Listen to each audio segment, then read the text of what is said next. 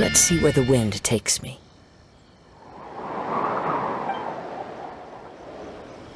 You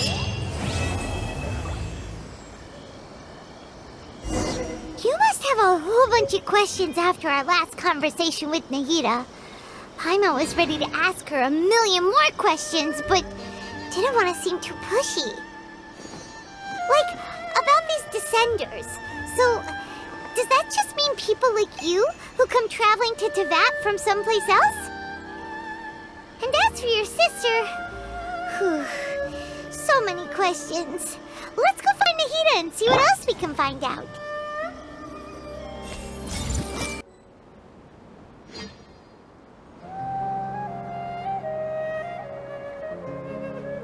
Come on, serious suggestions, please. I'm not trying to write a thriller here. It's supposed to be an essay, you understand? An essay. That means facts and logic. Well, if it's facts and logic you're after, you shot yourself in the foot with your choice of research topic, didn't you? The Tatara Suna mystery. When so much remains unexplained, there's little to be objective about. Unless, of course, you restrict yourself to textual criticism. Yeah, well, this is my teacher's area of research. I can't change that. But it's fascinating enough without having to sensationalize it, don't you think? The strange location, the missing details, a mysterious person. I want to write my essay on something interesting, and I'm interested in getting to the bottom of all this. That's the only reason I came to you. Yes, you came to me, so all the more reason to take my advice. The fact is, it's the dramatization that will make people want to read it. There's no getting around that. Okay, but... Did one of them just mention Tatara Suna? But that's all the way in Inazuma! Is it just Paimon, or is it kinda unusual for someone in Sumeru to want to write a paper about that? Everyone here is just going about their business. Maybe it really is just Paimon. Guess people here are free to research pretty much anything. Great! Let's go find out what this Tatara Suna mystery is all about.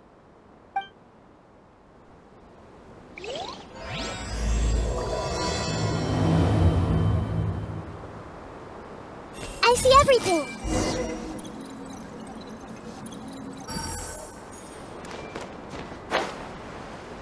Yeah!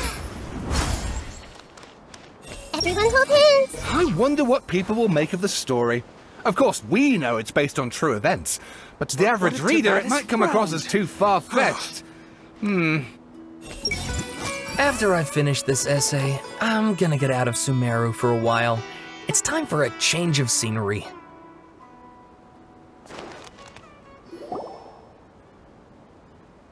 Alright, I guess I'll go with my textual criticism and your editorial direction for the first draft.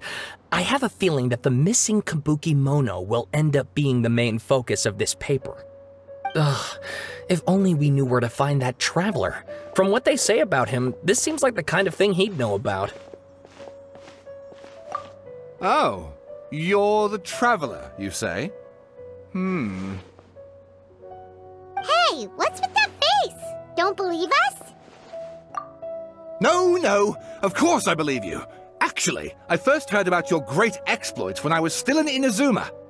This is my first time coming face to face with you and your mysterious silver-haired companion.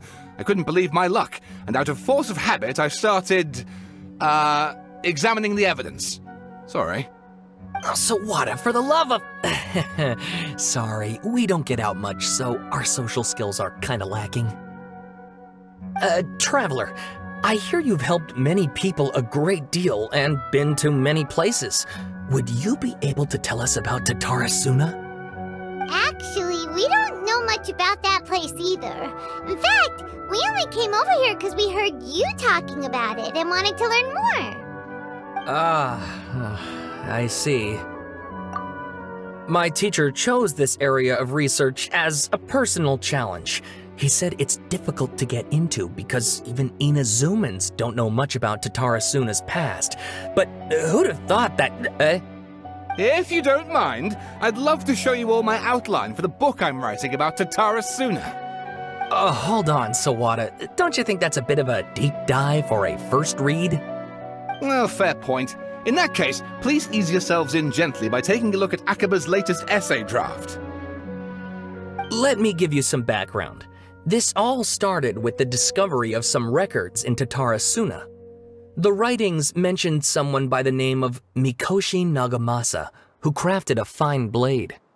But in the end, he threw it into a fire to destroy it, and killed his servant Katsuragi. Why? Well, no one knows. Apart from the swordmaker, his servant, and the one who wrote this all down, the records also mention a kabuki mono. This seems to be an Inazuman word for an eccentric stranger, someone who dresses funny or acts in an unusual way. That's right. Akaba's teacher has spent quite some time researching these events on the ground.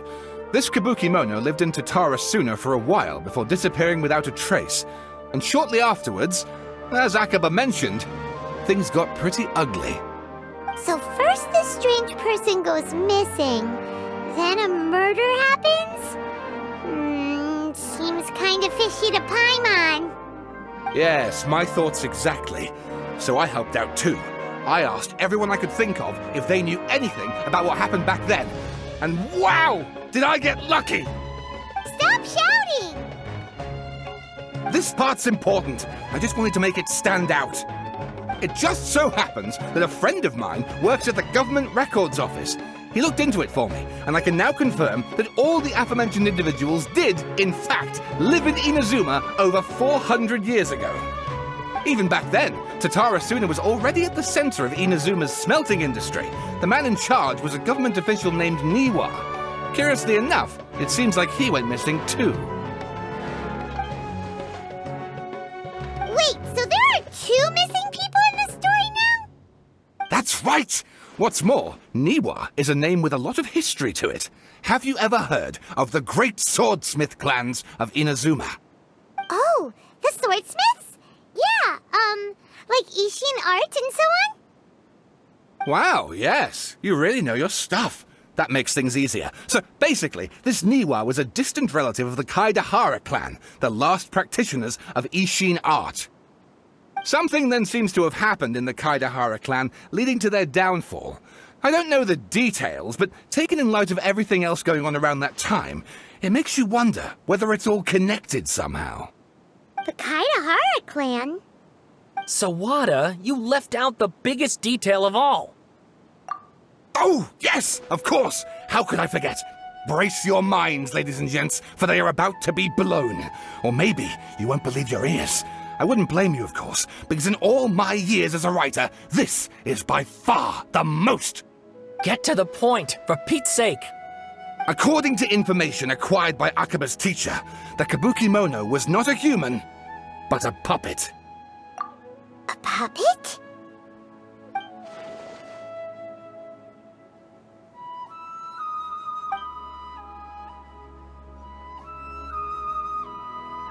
Aha! Judging by the looks on your faces, you do know something after all.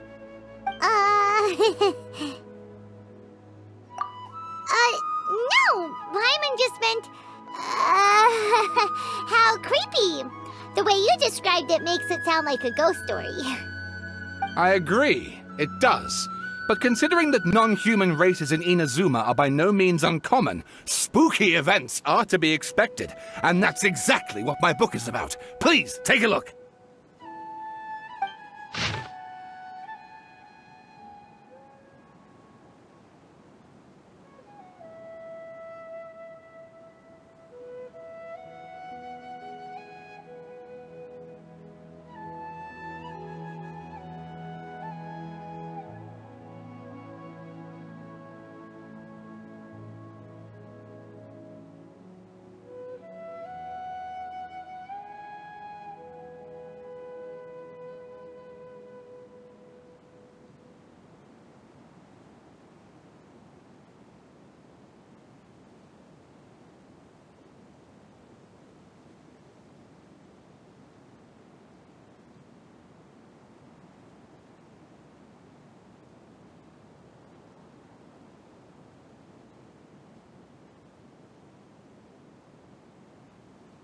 Oh, and please read my essay draft as well.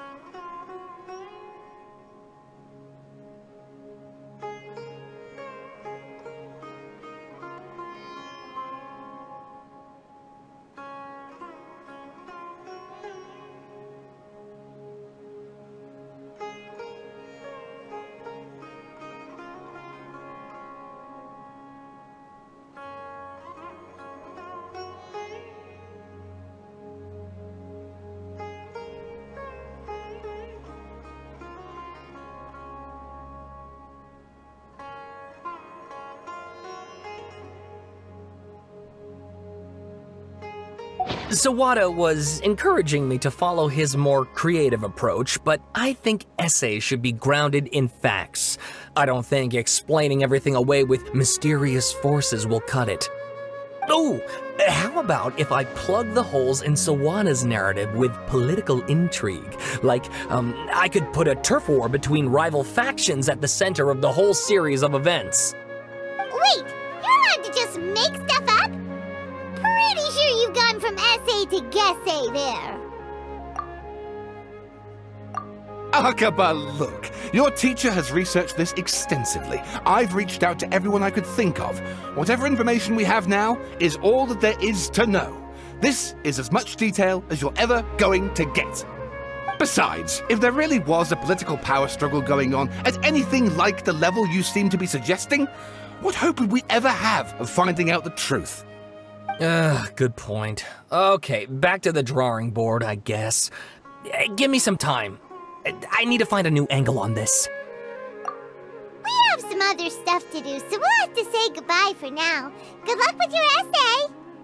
All right, thank you. If you find out any more info about all this, please do let me know. Thanks so much.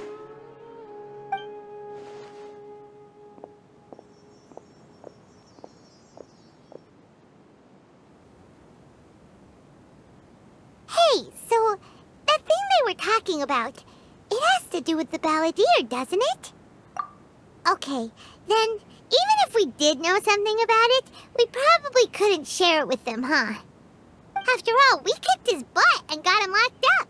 Information about people like that is usually super confidential, isn't it? If you ask Paimon, Akaba should just pick a different topic. There must be as many essay topics as there are trees in the forest. There's no point in...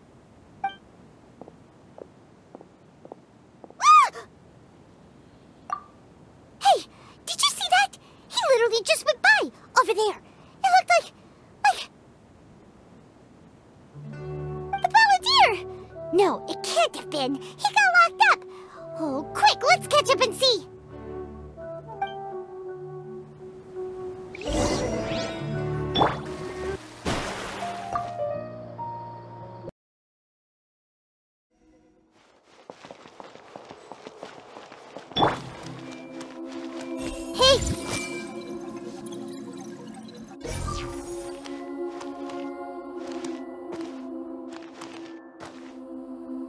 Everyone hold hands!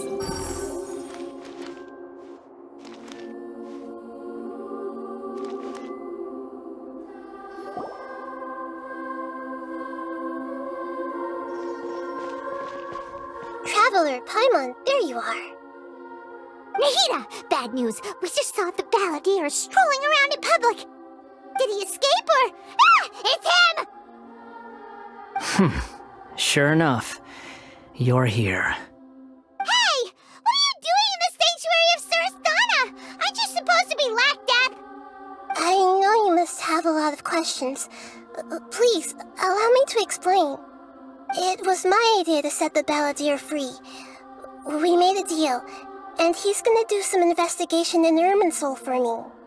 A deal? Huh. You sure you trust this guy? What did you expect?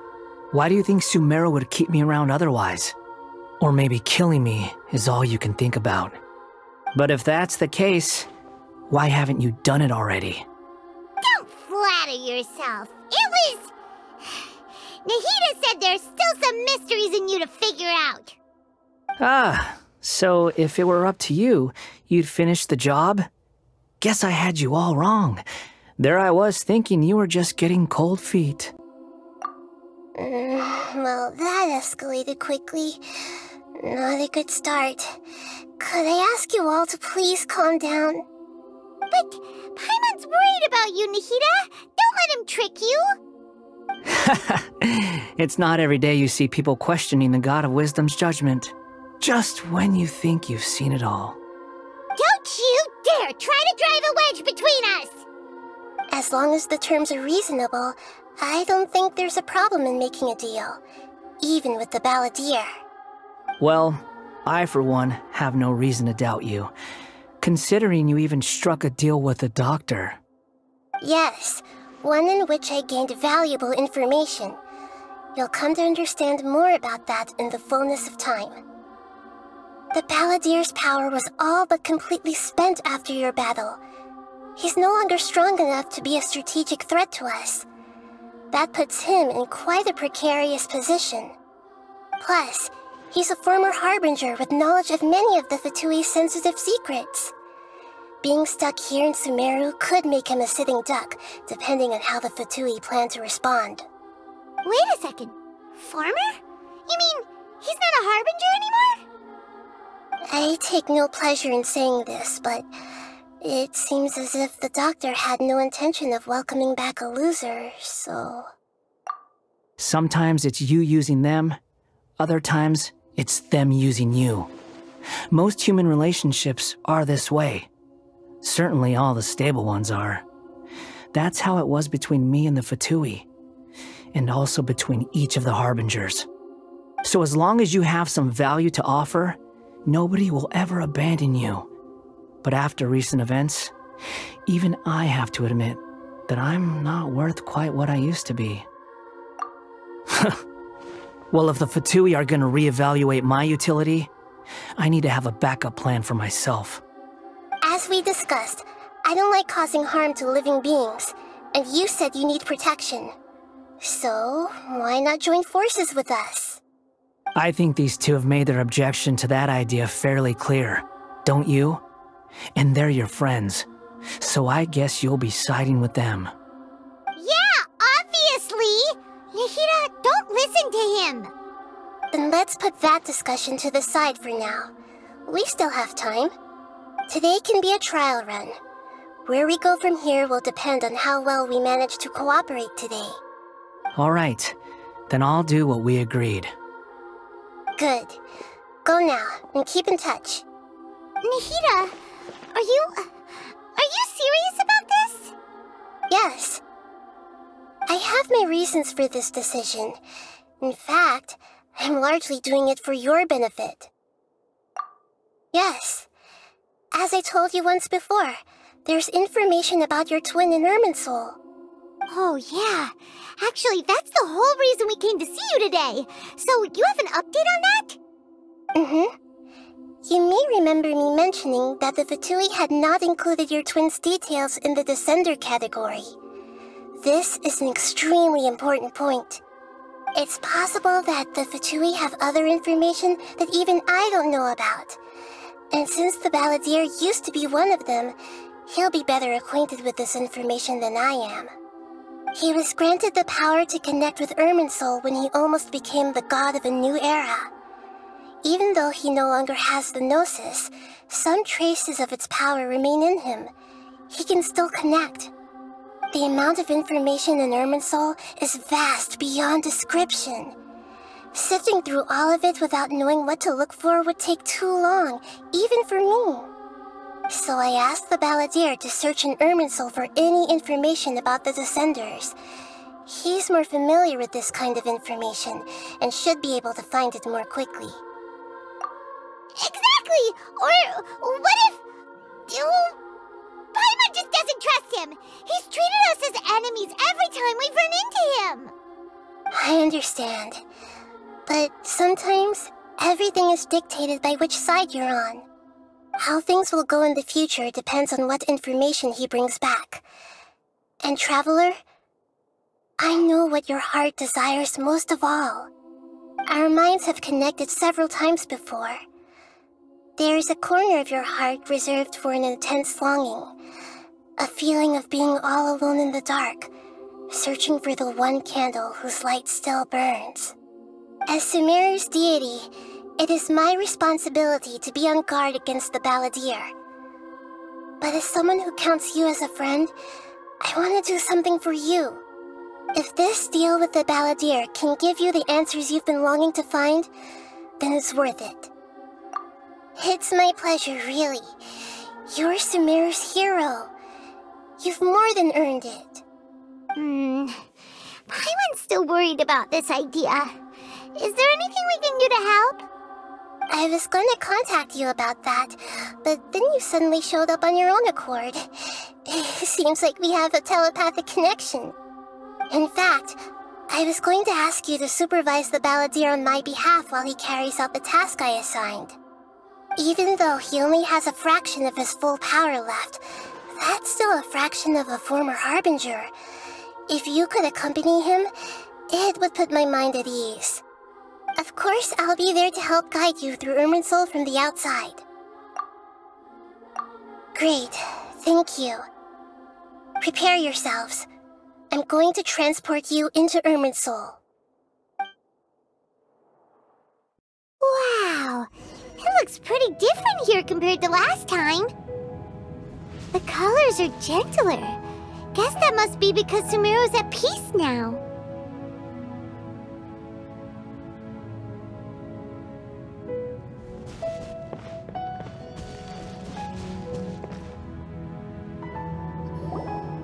Look at that.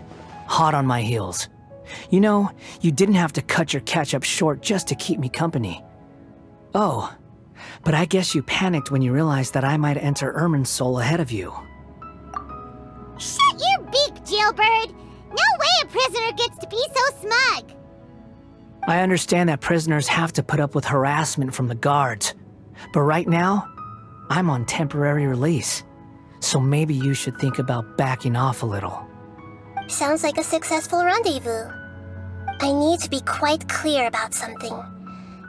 In a few moments, you'll be entering into the innermost region of Irminsul. It is an environment like no other, and the most important place in all of Sumeru. Unlike anywhere else, Irminsul's inner region consists exclusively of torrents of information. You must put aside your differences and be extremely careful as you navigate your way through. I know there are many grievances between you on both sides, but it is essential that you remain calm after entry.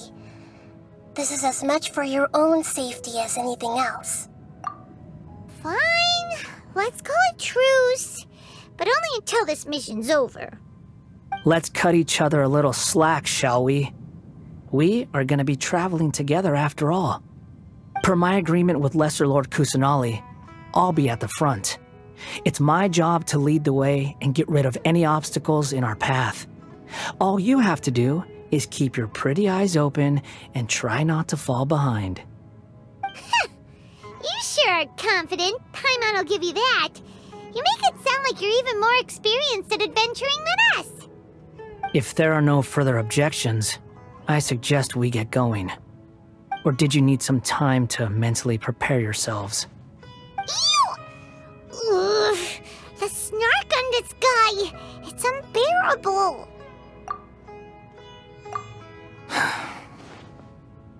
We can start now. Irminsul access granted. Initiating connection procedure. Is this a small sapling? Oh, darn it! Come on, let's catch up with him! Wow! So this is the inside of Irminsul. Ooh! Paimon's never seen anything like this. And it feels like a sacred place. Irminsul is closely intertwined with the entirety of Teyvat. Every bit of information flowing here means something. Pick your jaws up off the floor. It's time to go. Why is it that Paimon just wants to do the opposite of everything he says? Lesser Lord Kusanali, we will now proceed to the heart of Irminsul. Can you still sense where the heart of Irminsul is? Yes. Permission to begin searching for information there? Permission granted. Go ahead. Let's go. Stay close. Don't go running off. Hey, so... say we did go running off in here. What would happen? What are you smirking at? I was just imagining the look on your travel companion's face if you went and got lost. Anything's possible in here. You can't rule anything out. So if you want to stay safe, your best option is to stick close to me.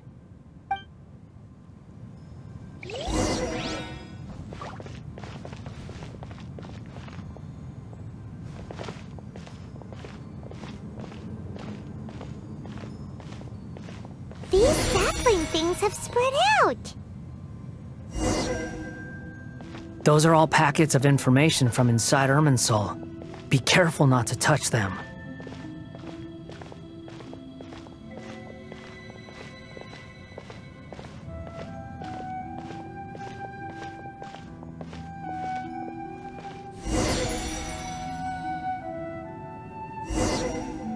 It looks the same in every direction.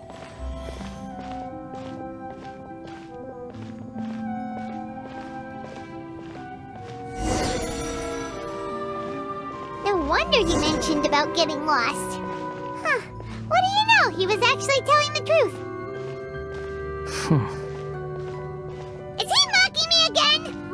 What is it this time? There's a time and a place to lie, but this definitely isn't it.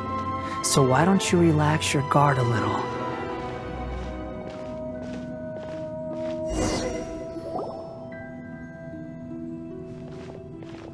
We're here. What a huge tree!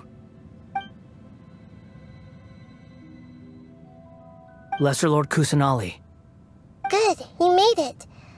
Are you ready? Ready when you are. Then please begin. Preparing to access cognitive currents. Establishing waypoint. The Balladeer's actually doing what Nahida tells him. Guess he must want to stay alive.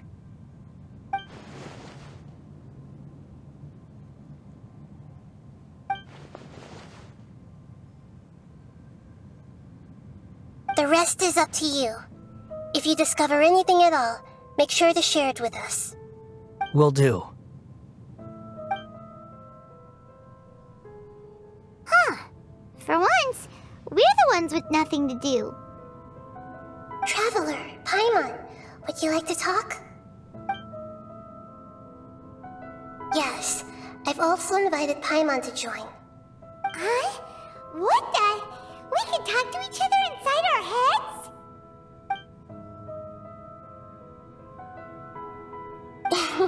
That's part of it. Plus, we're all friends. There's nothing wrong with us talking like this once in a while. Paimon's never tried this before. This is great! So, Paimon's been wanting to ask you something. Don't you think the Balladeer's a bit of a walking contradiction? He's always talking back, but he seems to listen to what you say. As I've told you before, there are still some mysteries for him to resolve. Things that are clear as day to me, but that he has yet to understand. Perhaps today will be the day that he finds some answers. Well done. Smart and attentive as always.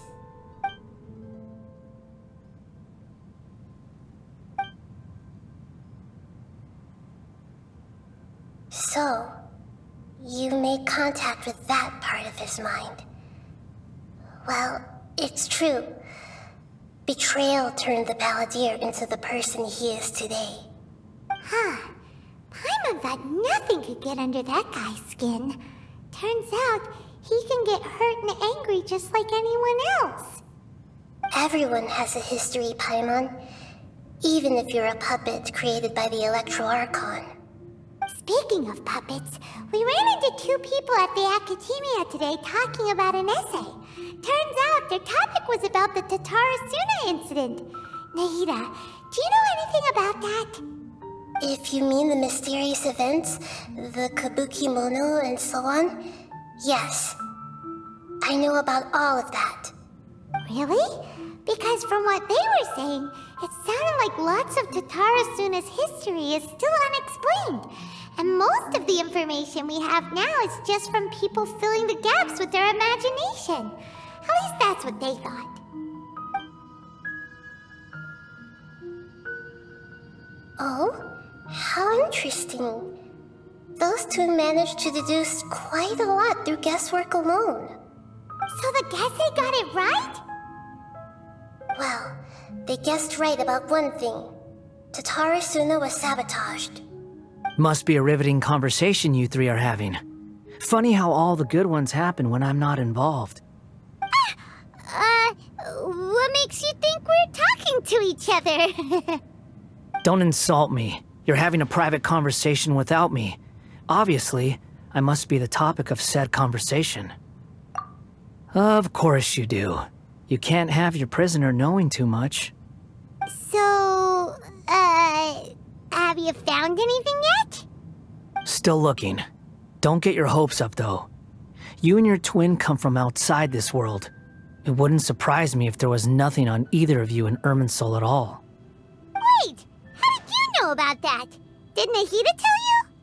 It's not like we've never met before. And anyway, you're world famous. It'd be more surprising if I didn't know a few things about you. Right now, we have to keep the peace. I'm not interested in creating more misery for myself. And making cordial conversation is something I can manage. Huh? Wait. This light. It looks similar to those saplings. What could it be? Anonymous data. Hey, don't you forget the agreement! You have to share it with us! Shh. Just wait.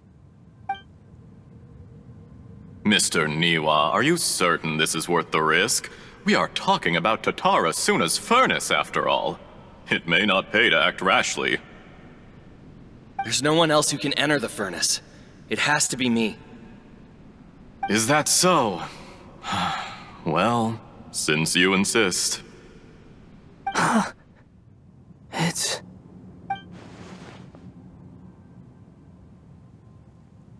Whoa!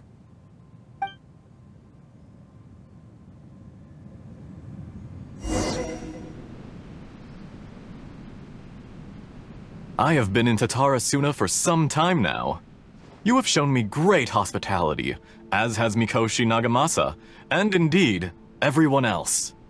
Under your leadership, Tatarasuna is a warm, welcoming place, like a giant village. People are gainfully employed, their lives have purpose. They are motivated. As I understand, the Raiden Shogun has, in recent years, eliminated much of the evil that plagued Inazuma.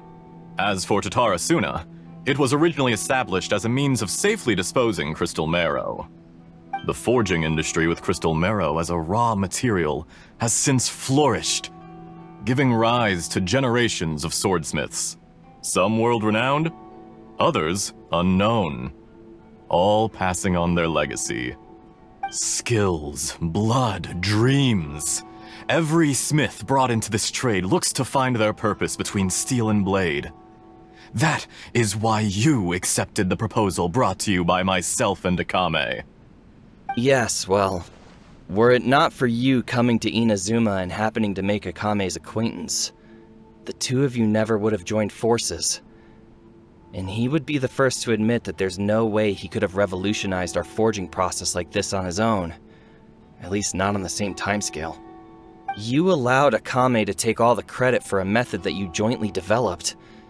He sold it to me, and now every piece of ore here is smelted using the new technique. Even now, You remain one of Tatarasuna's key consultants, working right here alongside us.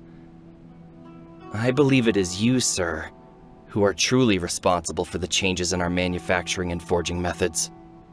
You flatter me.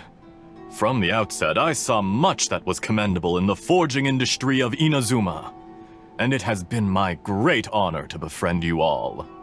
So you say, Escher. But is this really the truth? My good sir, what do you mean? I tried to resist thinking it was all connected, because I didn't want to speculate, and I didn't want to believe that things could turn out this way. What have we gained from adopting your new technology? Ominous black smoke? Mounting production problems?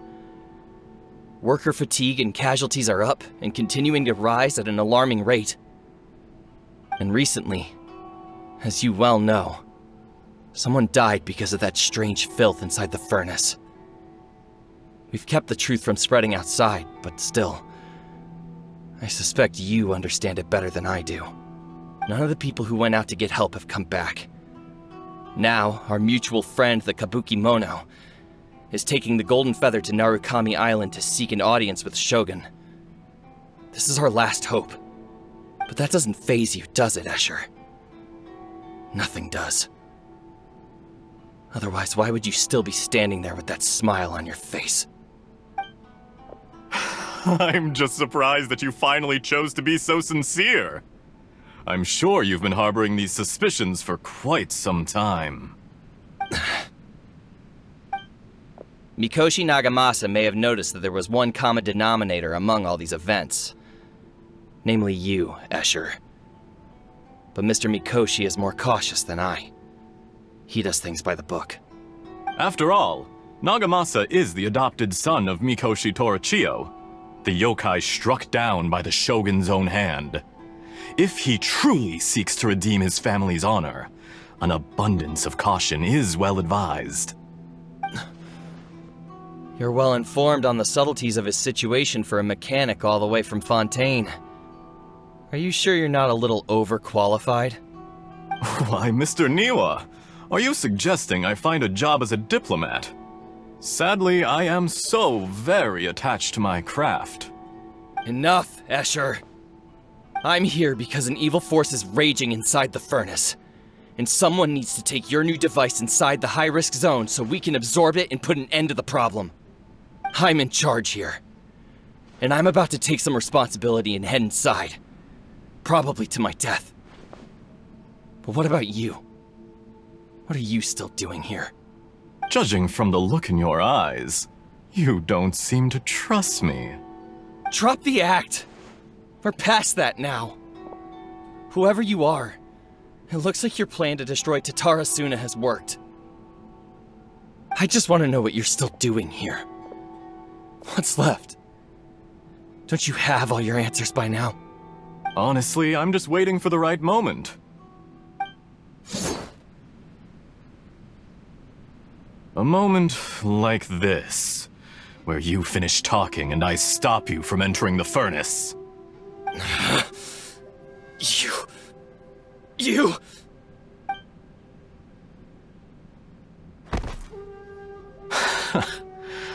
You're a little smarter than I initially gave you credit for.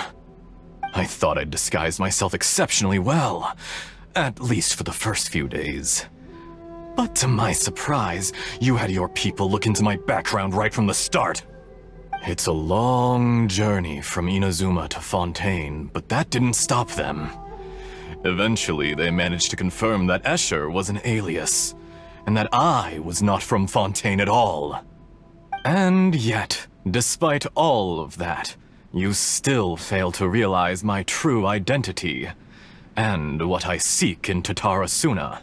Did you really think you would be able to see through my plan? If you kill me, there's no one who can get inside the furnace. So you're really going to destroy this place? Is that it? Oh, but you're quite wrong. There is one other person. Some may not see him as a person, but you told him yourself. You're not a puppet. You're a human. You're just missing a heart. Whoever you're working for won't get away with this. They'll be found out. But this makes no sense. What are you really trying to accomplish by all this? Why go to all this trouble? It's no trouble at all. Patience is a virtue which I have in abundance. This is all part of a carefully controlled experiment. If you must know, I'm happy to divulge my true identity. I'm a Fatui Harbinger. Call me the Doctor. The Fatui? Who? What do you want? Just to create a minor inconvenience for your nation. That's it? That's why you gave us your cursed technology? Just to let loose the evil energy from the crystal marrow? Look how even the righteous soul is filled with venom when faced with its demise. My device functions precisely as you say. It is the only chance you have of preventing a catastrophe and keeping the truth from the outside world.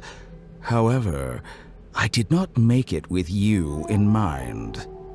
It is easier for a person to be possessed by evil spirits when they are filled with hate. So give in to your fury. I want to see what happens when a malevolent heart is placed into an unsuspecting puppet. Make no mistake, even without you, that pure, innocent puppet would only end up being used by someone else instead. What other reason would a human have for befriending one who is not of our kind?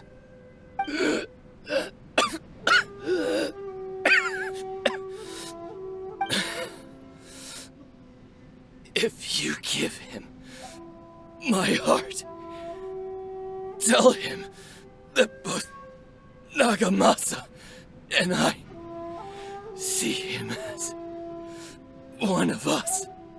He has nothing to prove to anyone. Because not everyone just wants to use other people. The only ones who think like that are people like you. What a beautiful way to see the world. It almost makes me feel a little guilty.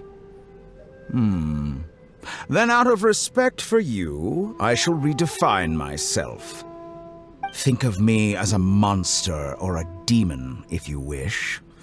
At least this way your death is not a consequence of your own folly turning you into an easy target. You simply lost to something more powerful than you could ever hope to defeat. I say, Mr. Niwa, let's see what happens. Will your puppet friend become a human? No, that will prove quite impossible. Mr. Niwa? Already dead. What a pity.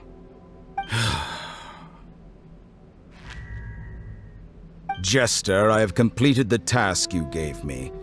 Creating a gap and infiltrating Inazuma's inner workings. What fun it was. I'd like to introduce a puppet to you. If he proves useful, let's make him our newest comrade. And if not, let's turn him to dust. Hey,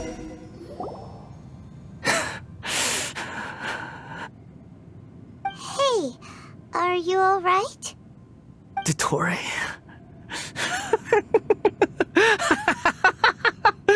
Dottore!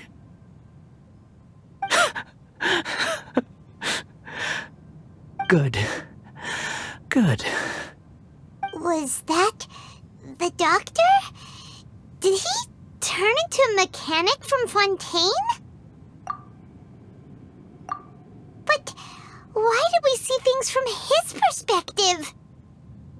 When I touched the doctor to confirm whether he'd eliminated all his segments, I read this memory in his mind. You have to admit, it must be the truth. Maybe so, but it means nothing. Does it? But this memory shows that Niwa didn't betray you. He never meant for you to be the one to take the device into the furnace. You know very well what that means, even more so than I.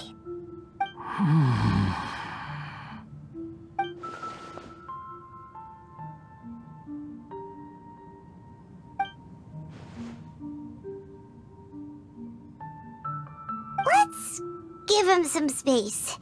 He looks really mad. Paimon doesn't want to be anywhere near him right now. We need to give him some time to process his emotions. Paimon's still confused about the Tatarasuna incident. So, the doctor was behind it, but why has that gotten him so worked up? Nobody has ever deceived you like that, Paimon.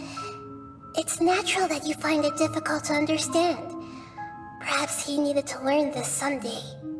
So now you have the complete picture. Katsuragi took the kabuki mono to live with the people of Tatarasuna. Later, the doctor showed up, disguised as the mechanic from Fontaine. And that's when the trouble began. It was all a horrific experiment planned by the doctor. Everything he did was just to plant seeds of disaster in Inazuma that would bear fruit in the future. Of all the unwitting participants in the doctor's experiment, the balladeer became the main test subject. After the events you just saw in that memory, the doctor put Niwa's heart into the device and handed it to the balladeer. Then, he instructed him to enter the furnace and absorb all the filth caused by the smelting process. The load was far beyond what he expected, but the balladeer survived. He left the furnace in sheer exhaustion and said to the mechanic, "This device seems to have protected me. What's in it?" The mechanic answered, "Niwa fled this place for fear of punishment, but he left you a gift. He said it's the one thing that you've been looking for." He took it straight from the chest of one of his innocent servants. The mechanic removed the withered heart from the device as he spoke. The balladeer was stunned that such unthinkable cruelty had brought him the thing he'd been longing for his entire life. A heart acquired through cold-blooded murder is a cursed thing, but it had protected him from the filth. He thought Niwa had completely betrayed him, and yet this very betrayal had ensured his survival. Overwhelmed with anger and sorrow, the balladeer threw the heart to the ground and left Tatarasuna without looking back. Holy moly! So the doctor killed an innocent man and pinned everything on the victim? That's terrible.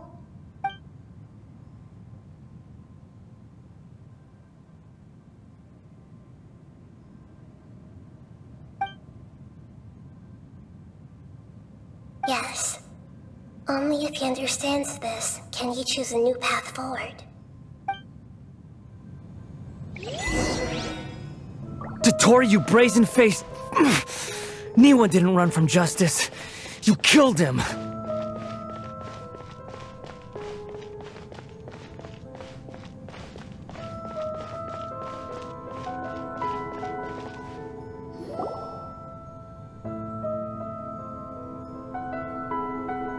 Shall we see how he's doing? Hey, you alright? That's a scary expression. Are you worried about me?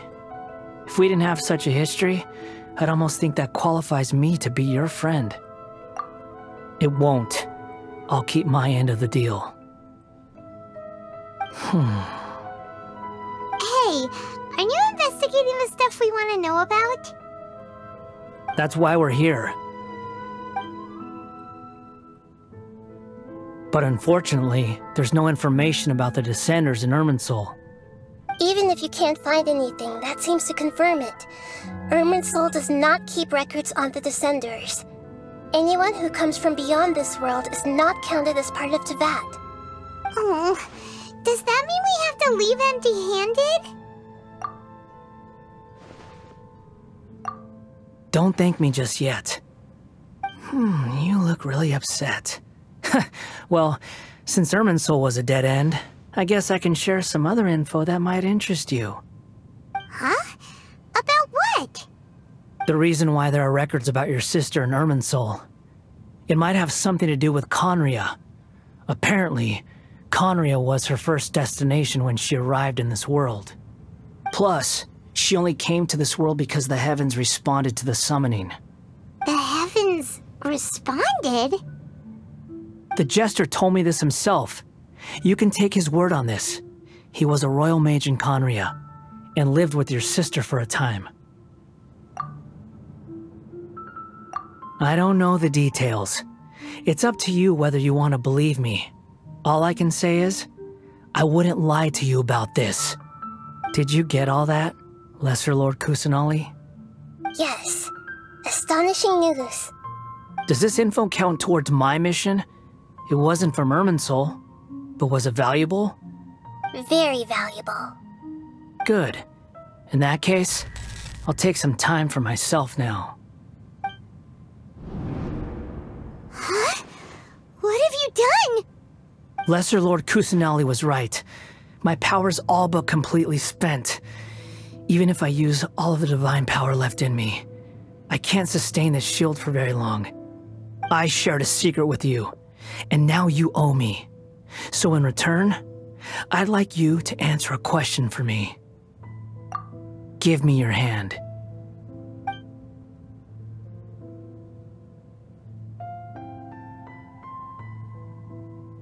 Can you hear my voice inside your head? No, I can't do anything like that anymore.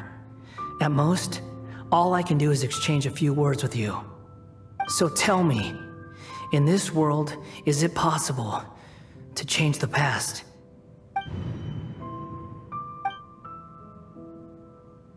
Done. Huh? What the? What happened? Paimon only saw you hold hands for a second. Nothing. I was just thanking him for helping me.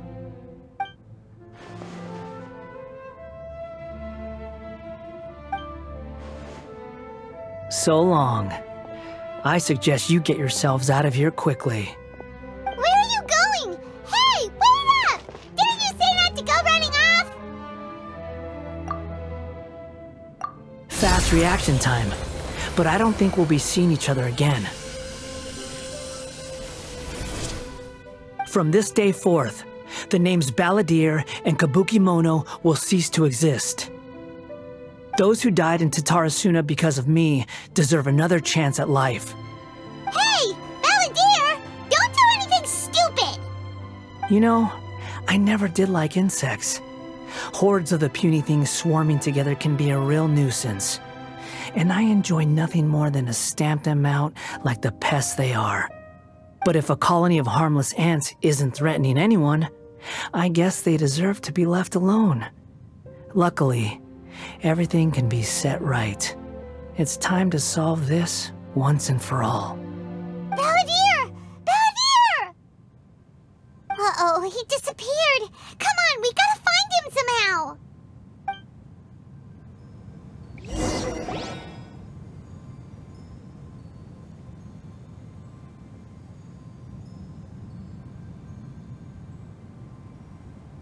Oh no, he's really gone!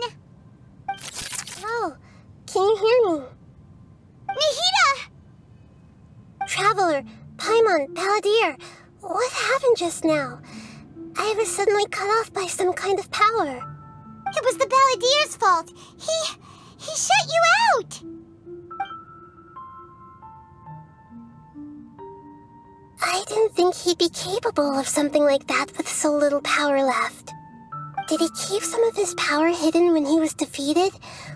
Or did he achieve something beyond his abilities, and it took everything he had? Where the heck did he go? Ugh, It's all our fault. We were supposed to keep an eye on him. Sorry, Nahida. Don't be. It's not your fault. Please, let me handle this from here, even though I'm not sure I can solve it. We're running out of time. Follow my lead and get out of Irminsul as soon as possible.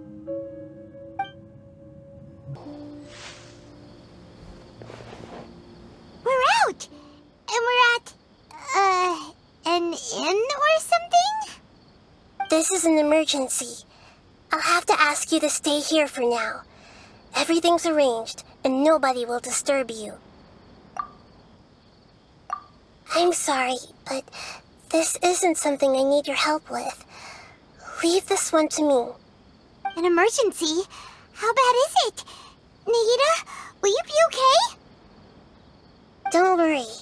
If my assessment is correct, though there may be some minor disturbances, it won't lead to a disaster. Please rest and recover your strength here until I say it's safe. Her voice has gone. Paimon can't shake the feeling that something really big has happened. What do you think the Balladeer meant? And why did he suddenly grab onto you before?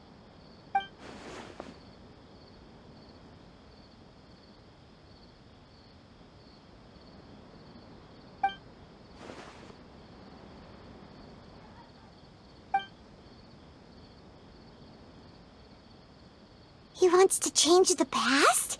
But surely that's impossible! Right! You can't just rewrite history! All that stuff happened already in real life! It's like, imagine Paimon drank all the water in this inn. Even if no one was there to see it, Paimon would sure as heck remember drinking it. So, why does Paimon still have a bad feeling about this? Paimon can't help but feel scared about what he might do. Oh, Paimon's so confused. Huh? Ah! Sorry, Paimon accidentally... It's the Balladeer's fault for causing Paimon all this mental stress. But erasing yourself from history? It's unthinkable. Is that really possible in Irminsul?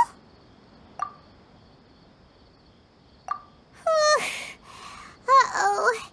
Paimon's head is overheating from trying to understand what he's up to. And it's still not working. Ugh. Paimon's had it with that little brat. He's been nothing but trouble ever since we met him. There's no way he'll actually succeed, right?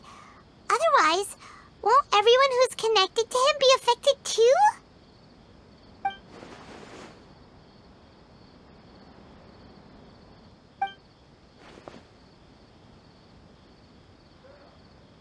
There's nothing we can do about it at this point. Hey, have you got any ideas on what we should do next? Seems like now there's nothing left for us to do but to go to sleep. But Paimon's still so worried. Paimon won't be able to sleep a wink tonight. So, how about, we list all our favorite foods to take our mind off things? Heck, if that doesn't work, Paimon's probably gonna collapse of anxiety here. Alright, Paimon will start. First dish. Munstack grilled fish. Oh, and chicken mushroom skewers. Tea break pancakes, cream stew, sauteed matsutake, and Dragon chili chicken, almond tofu, satisfying salad. Oh, also Adeptus Temptation, golden shrimp balls, triple layered consomme, lotus seed and bird egg soup, and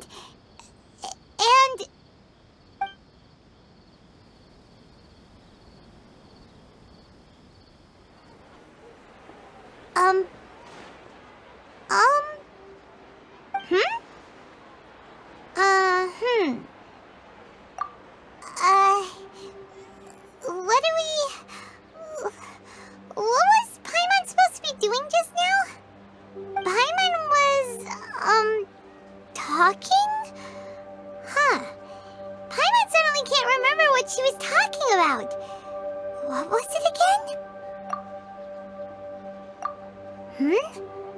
The balladeer? Is that a food too? Huh. Weird name, though.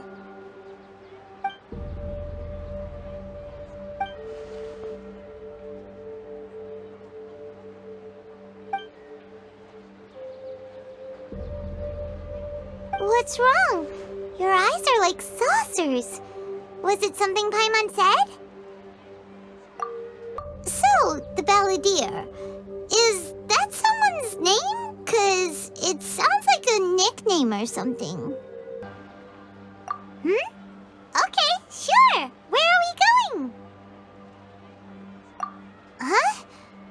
Fine by Paimon, but is everything okay? You're acting like this is an emergency.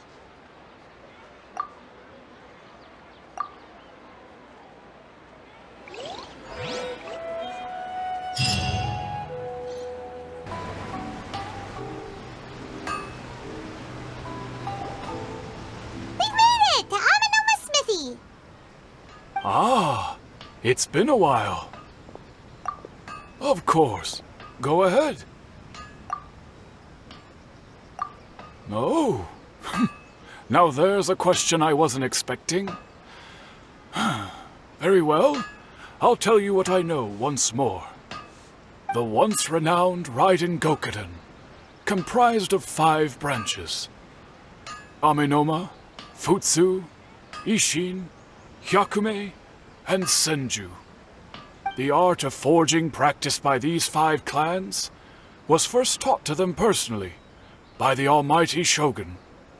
Over time, the 5 branches diverged from one another as generations of bladesmiths honed and perfected their craft until they became 5 distinct traditions. Most of the great swordsmith clans of old have since fallen into decline, and for a long time, only the Aminoma branch kept its art alive. But fortunately, Kaedehara Kazuha recently returned to Inazuma and took up the mantle of the Ishin art. Now, 2 clans remain of the original Gokuden 5. If my memory serves me right, you yourself were present when he forged the Ishin blade. Oh yeah, we were! Paimon remembers that now. We learned a bit about the decline of the Raiden Gokuden then too. It seems like such a shame. That, my friends, is a tragic tale indeed. In fact, this was not made known to me for most of my life. All these years, I knew of those great clans' demise, but never the cause. Only recently, when the question was on my mind, did I ask Kaedehara Kazuha about this. He told me that, as we are both heirs to a branch of the Raiden Gokuden, it was right that I should know the truth.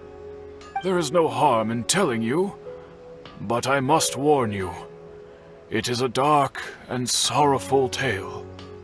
The Raiden Gokuden were the targets of a murderous rampage by a vengeful bladesmith. Vengeful? Why? 400 years ago, so I'm told, there was a catastrophic malfunction in Tatarasuna's furnace. One brave swordsmith heard the commotion and chose not to flee, but he rushed to the scene, hoping to prevent a disaster. Tatarasuna was home to a state-of-the-art forging and smelting operation in that day, and overseeing it was the armory officer. His surname was Niwa, though he had family ties to the Kaedehara clan. Knowing that they had just one chance to save countless lives, Mr. Niwa and the swordsmith leaped together into the furnace. The furnace quickly stabilized, but neither of them made it out. The smith's death, though heroic, dealt a devastating blow to his family's fortunes. His orphan son was left to fend for himself, and grew up deeply resentful at the world. In his heart, the whole of Inazuma was culpable in his tragedy. He hated the almighty Shogun for her apparent indifference towards his father's death, and he hated everyone who had done nothing to try and save him. Powerless and destitute, the only legacy he had to pass on to his children was his hatred. Generation after generation bore this grudge, living in utter misery. Alas, if only the story could have ended there. But 100 years ago, the then head of this family reached the end of his wits. He could bear their fate no longer, and yet he could do nothing to change it. Finally, he made a drastic decision to take revenge on the Raiden Gokuden. In doing so, he sought to vent his pent-up anger and shake the very foundations of Inazuma's forging industry. In his fury, he murdered indiscriminately, killing even bladesmiths from the Hyakume clan which he belonged to. His goal was absolute, the devastation of all of the Raiden Gokuden. But when he came to the Kaedehara and Kamisato clans, his killing spree came to an abrupt end. He failed to catch them unawares. They fought back fiercely, and they did not spare his life. That is why the Kaedehara clan and their Ishin art survived that day. I suppose they were the lucky ones, under the dire circumstances.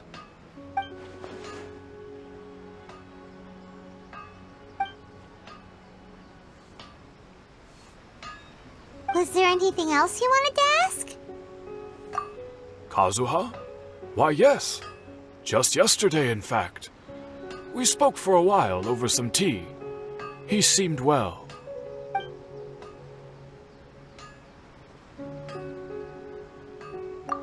My pleasure. Don't tell Paimon. There are other places you want to visit too, right? Your expression says it all. You can't hide anything from Paimon.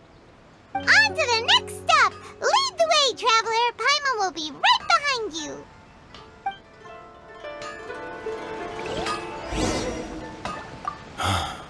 Whenever I'm reminded of what happened back then, it always weighs on my heart.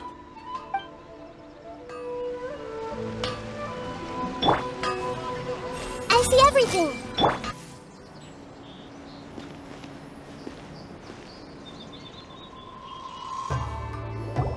We're here! This is the Yashiro Commission's headquarters, so... Traveler, it's been a while. If you're looking for the Commissioner and Miss Kamisato, I'm afraid your timing is unfortunate. They're not here right now. Are they out on business? The Commissioner is out on business, and Miss Kamisato is standing in for some meetings in the Commissioner's place. If it's urgent, you're welcome to wait inside until they get back. What do you think? Shall we go in?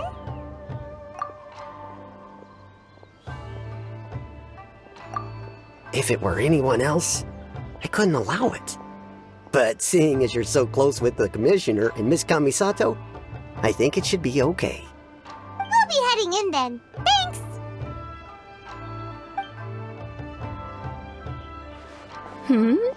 Hello, dears. Is there something you want to say? Of course, traveler. Yes, I know who you are. Miss Kamisato has told me about you.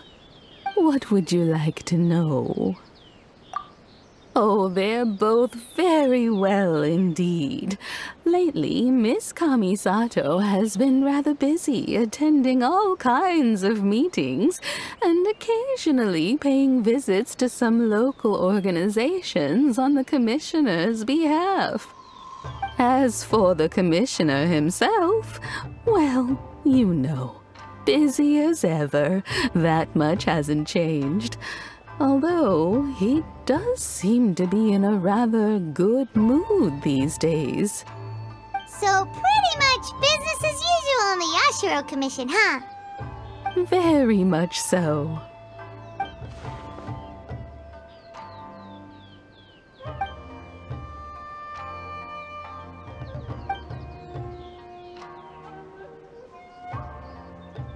Well, got any more more questions?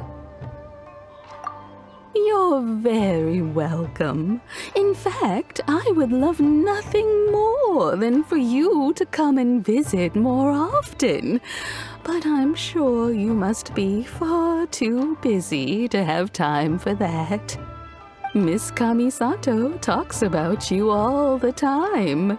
She seems so thrilled to have you as a friend, and she's always saying how talented you are and how much she admires you. I must say, many things in Inazuma seem to have taken a turn for the better since you arrived here. So you're not just Miss Kamisato's knight in shining armor, you know. You're a hero to us all.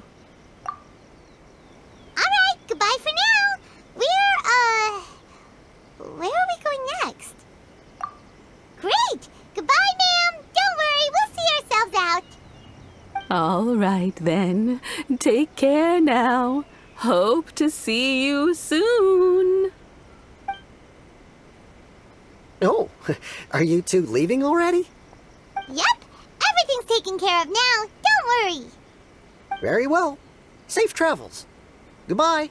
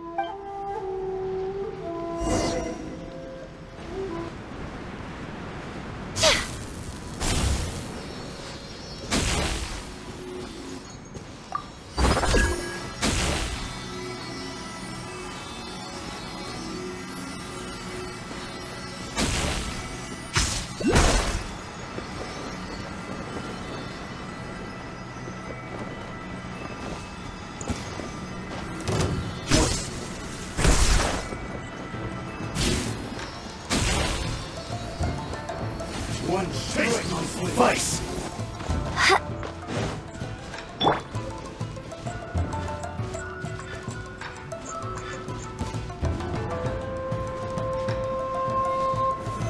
Gather.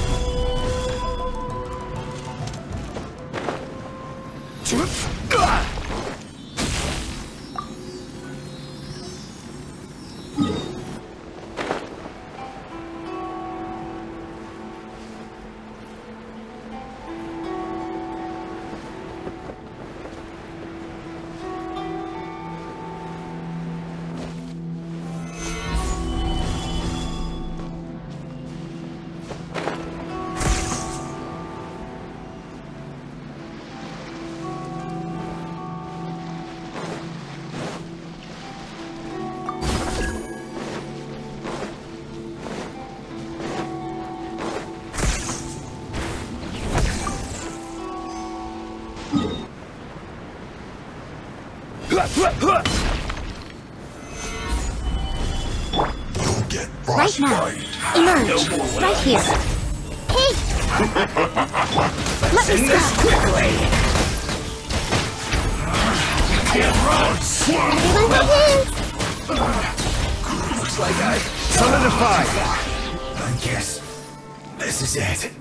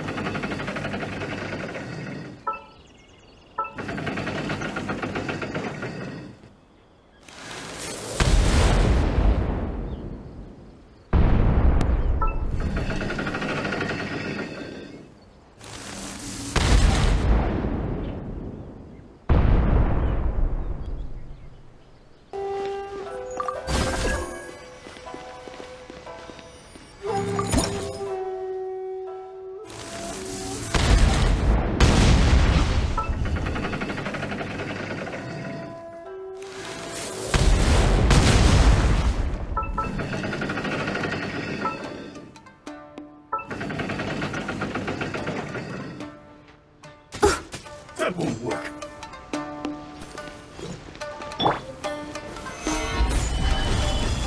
Right now. Right here. Emerge. This might hurt a little.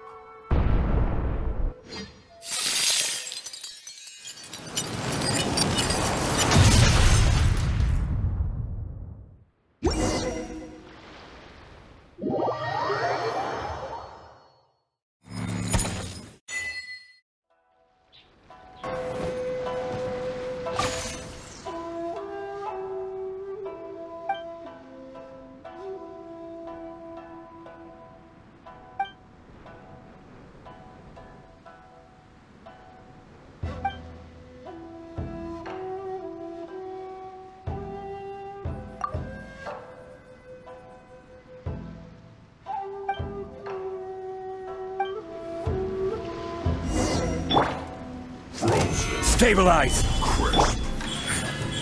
Right here. I see everything. Well, hey. Delve into destiny.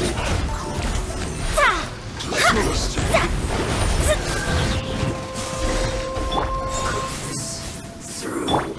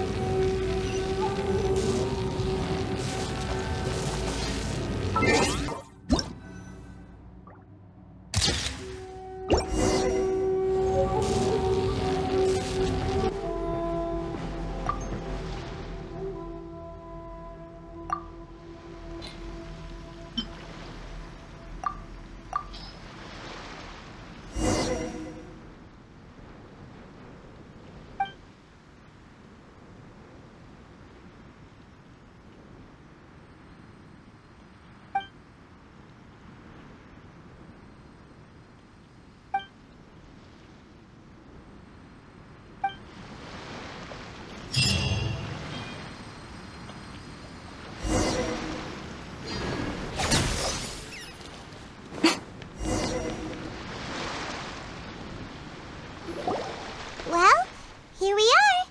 But what are we looking for? Something or someone? Do my eyes deceive me, or is that the Traveler and Paimon? Xavier, what are you doing here? I was in the general area, and now I'm in this specific area. There, that's me. So what about you two? We have some questions and thought you might be able to help. Certainly do. I've researched the furnace here in some depth. If there's anything you want to know, just ask away. Like the back of my hand? Make no mistake, I have been here a good many times before. Not only that, but I've met people in Inazuma whose families used to live in Tatarasuna years ago. They said it's all true, the history here. Oh, well, it's a long story, don't you know? The tale of Tatarasuna starts a long time ago. I'm told that its history is one of the most foremost forging and smelting operations in the nation, goes back around 1,000 years. Still, the furnace has had a couple of serious maintenance issues along the way. A couple? When exactly? One was just in the last few years, the other was several hundred years ago. A fun fact, I'm not the first Fontaine tech guy to come and work on it either. There was a guy back then too. They say he was a mechanic who consulted on a technology upgrade. It seems like the technological collaboration between our two nations goes back a long way. How about that?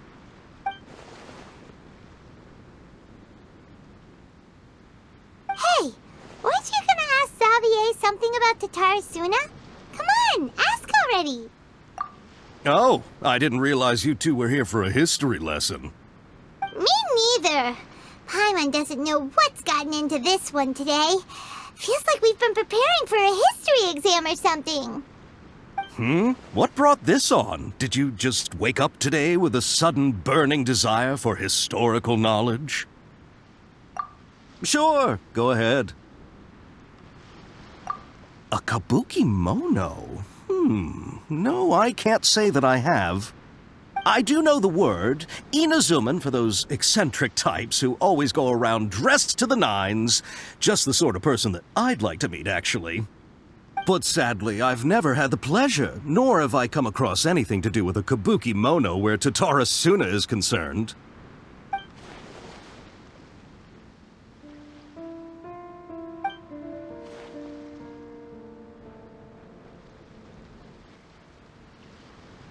Of course! Don't mention it.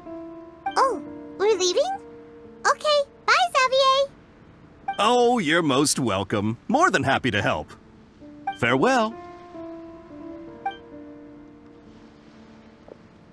Looks like you got all the information you're looking for. Sure, but what's up with you today? Whatever it is, it seems like it's really troubling you. Keep your smile, Spinal Crocodile. No matter what happens, Paimon will always be there for you. Hey, don't mention it. Alright, let's head off and go meet Nahida.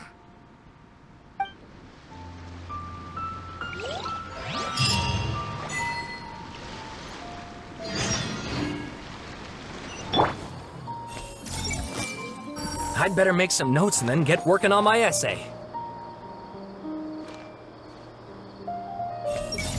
Asking the Traveler to help out was definitely the right call.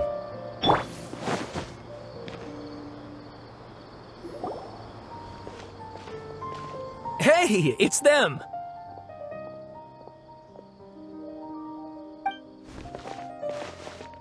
Akaba, Sawada, you're still here?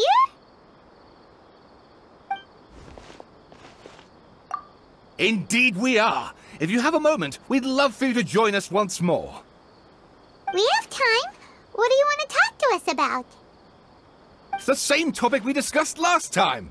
Obviously. Still looking for more info about Tatarasuna, huh? Should we join them? Unfortunately, we haven't made any real progress. Huh? Oh, of course.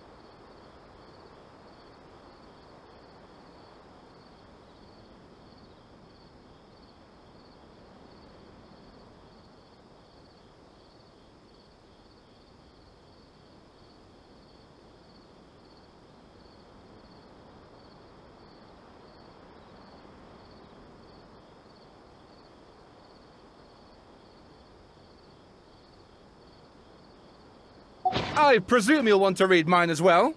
Here.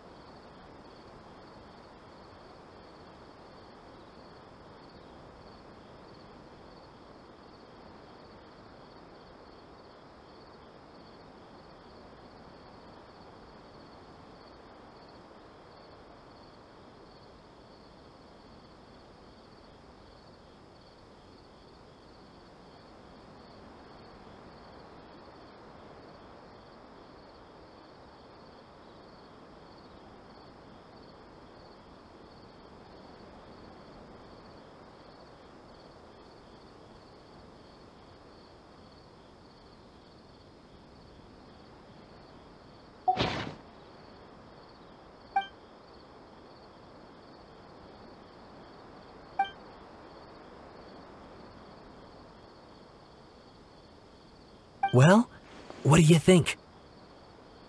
Hey, Traveler. Remember how last time Akaba was saying how he wished he could gather more information about all this? Well, we just got back from Inazuma. So how about we tell them what we learned? What did you find out? Something big? It's a long story. Basically, we have some friends in Inazuma, and... Wow, so many new details. Thank you so much for sharing that with us. Well, well, so it all comes down to one man's desire for revenge. Huh. You heard this from a member of the Amenoma clan, you say? Then I guess it must be true. Ugh. So there's no ghost story here after all. This new information actually lends further credence to my hypothesis. Evidently, swordsmiths were seen as having an incredibly prestigious role in society those days, to the extent that harming them was conceived of, at least by the perpetrator, as a way of exacting revenge against those in power. Yes, okay, point taken, you were right. But that doesn't mean I can't carry on with my novel. And they're back at it. These guys are really into this. Oh, so sorry. Look at us, prattling on about our projects and ignoring you. Thank you so much for the information. You're welcome. See ya. Keep us in the loop if you find out anything else. Will do.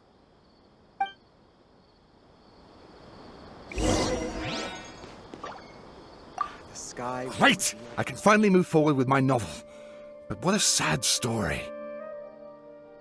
I don't know what I was expecting, but I never would have guessed this.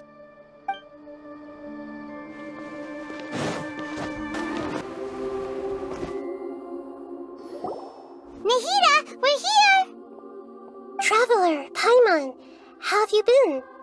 Ugh, where to start? Paimon hasn't had a moment's rest this whole time. That night, we ended up chatting and chatting until suddenly the sun was up. And then he decided he wanted to go to Inazuma. The Balladeer? This sounds like some kind of code name. You look troubled.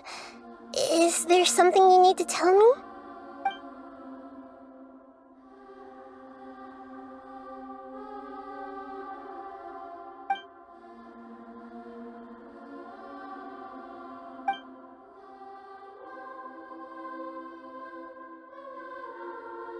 Traveler? Hey, what's wrong? You look so upset.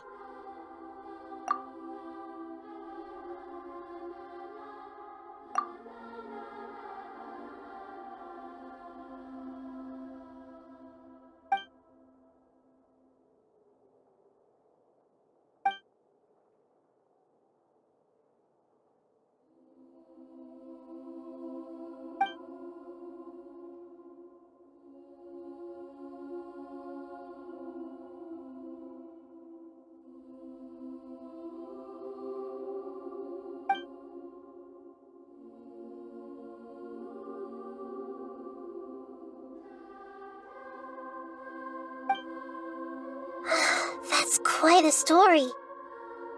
So, this puppet known as the Balladeer erased himself from Irminsul, hoping that he could change the past.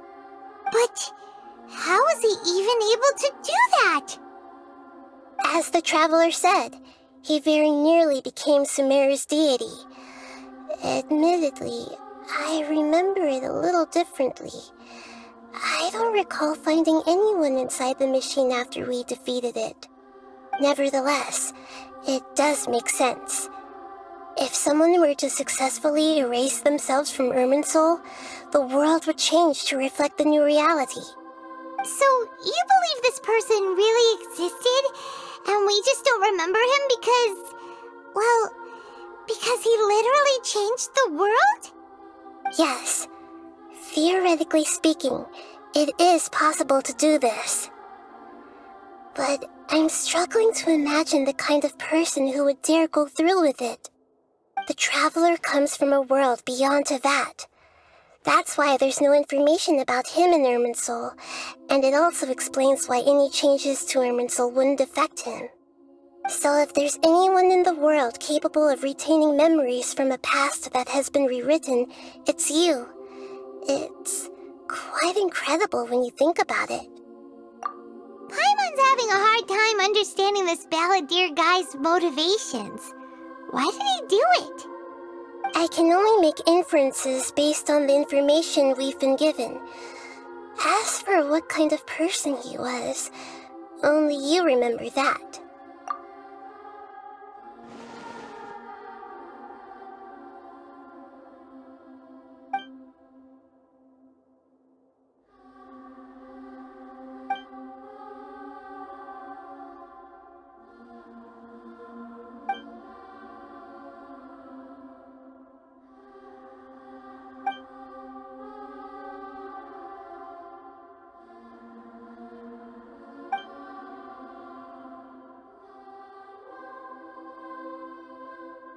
Something else worrying you?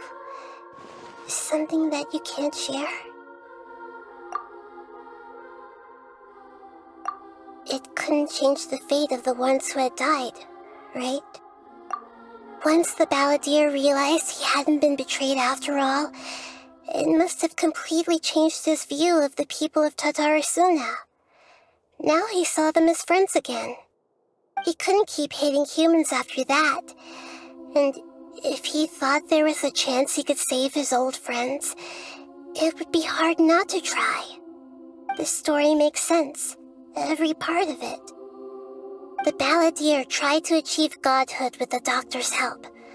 He was unsuccessful, but retained the power to connect with Irminsul.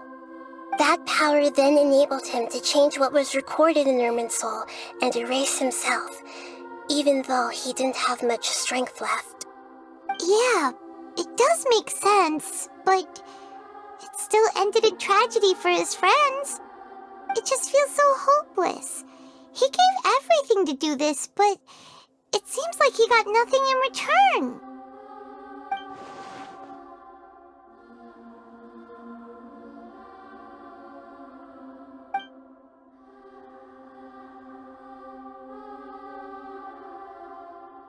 Please wait a moment. I want to check something. Found it. This should be the one. It turns out that I have a strange way of confirming everything he has told us. What is it? A record from a personal collection. It was tucked away in a corner. You should take a look.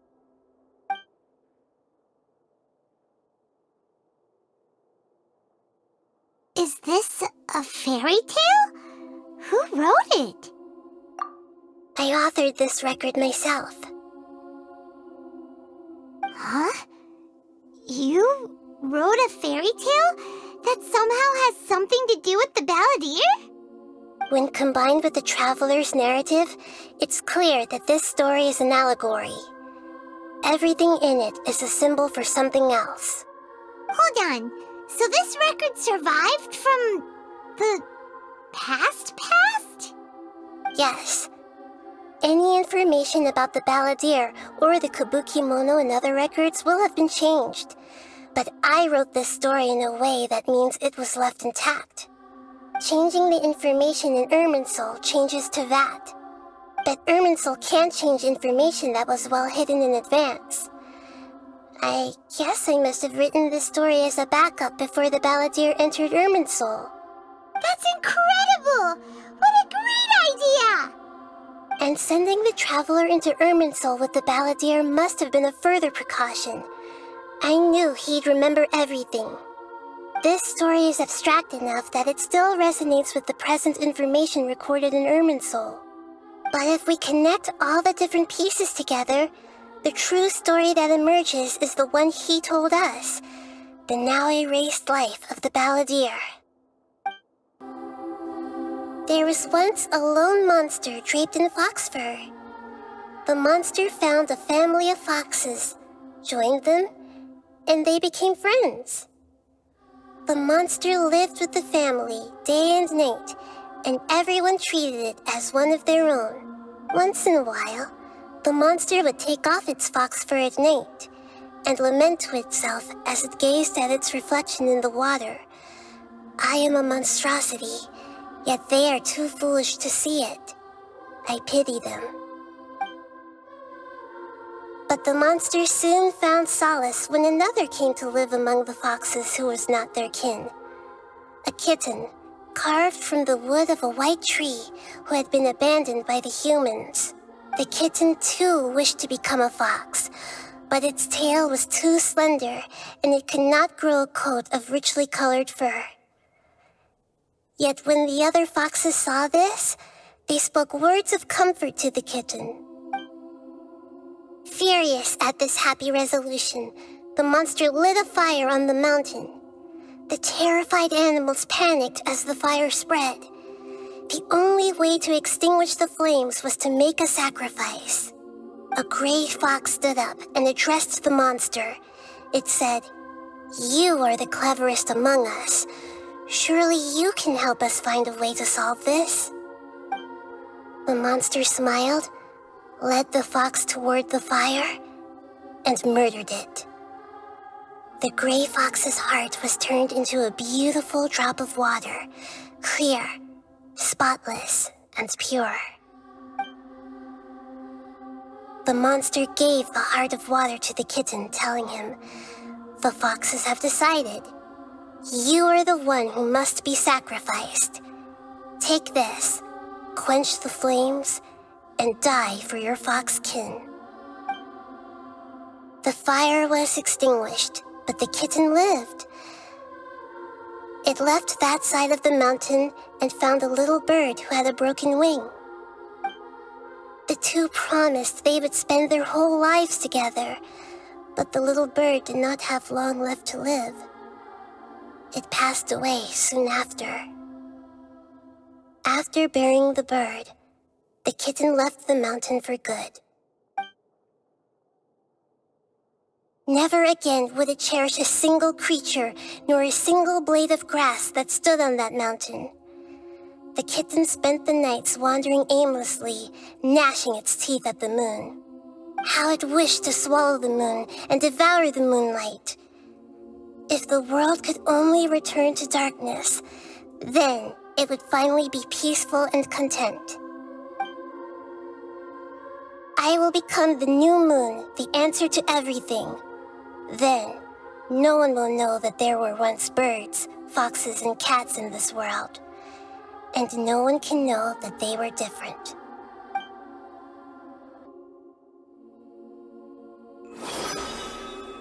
We solved it!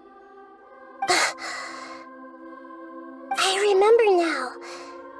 This is not just the balladeer story. It is his very own memories. I made a backup so that it would be preserved no matter what happened. To become a god, he was experimented on and modified countless times. It was brutal torture, and the only reason he was able to survive is that he was a puppet. This memory was extracted from him by the scholars. Presumably, they kept it to have something to defend themselves with. Creating a deity was just the first step. Some of them wanted to be able to control it. That's why they backed up his memory for later use. I buried it deep inside one of my own dreams, and then hid it inside an allegorical story so that it wouldn't be altered. It's hard to believe that this person really existed, let alone that he tried to get rid of us on more than one occasion. Paimon has no memory of him at all. He completely vanished like a puff of smoke. The balladeer agreed to help me look for information about the Descenders, and although he was unsuccessful, he still helped you. Before he vanished, he confirmed an important detail, that Conria was where your twin first came into this world. We still don't know how the change to Ermin Soul will affect the senior ranks of the Fatui, but in all likelihood, they won't even remember their own Harbinger. It sounds like Paimon wouldn't like this guy a whole lot if he was still around. But still, Paimon doesn't like the way it all ended that much better. This is why wisdom alone cannot answer all our questions. We look, we see, and we comprehend, but the question still troubles us. So the answer is not everything. People yearn to find the truth and then conquer the troubles they face. When you give someone the truth, you give them a chance to choose their own destiny. To others looking on, this may seem like a pointless endeavor, but for him, the chance to act on his desire to disappear must have meant a lot. Never forget that even when we walk beneath dark clouds along a road filled with suffering, the light of wisdom is always there, guiding us toward a better destination. And that is what you have been doing all along. Yeah, Nahita's right. Cheer up! How about we go get something to eat? We can pick up this heavy conversation again later. Good idea. Paimon, why don't you take him out for a walk to clear his head? You got it! Come on, Traveler! You need to get out of your head for a while. You'll feel much better after taking a walk. Let's go get a snack from one of the stalls in the Grand Bazaar! That'll be sure to lift our spirits. It must be really tough being the only one who remembers all that. But Paimon's always here to help cheer you up. There's a few things I'd like to look into. You should go take a walk and try to unwind.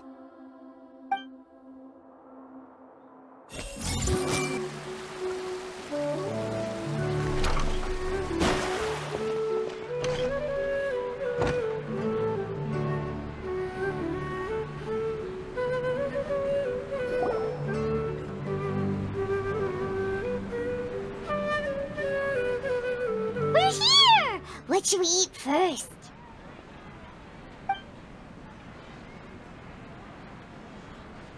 Hey, are you gonna answer or what?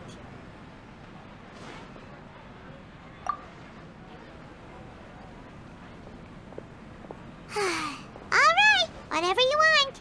Well, Paimon will be right here when you figured stuff out.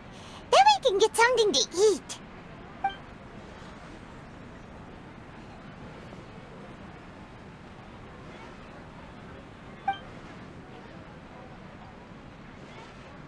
What is it? Have you figured it all out?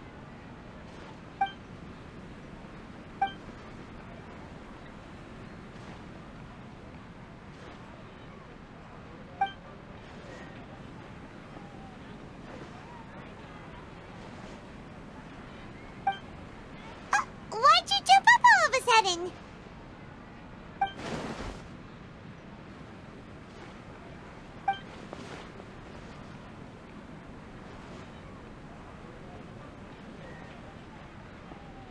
Excuse me, boss. There seems to be a small problem with the last bill. Look, here.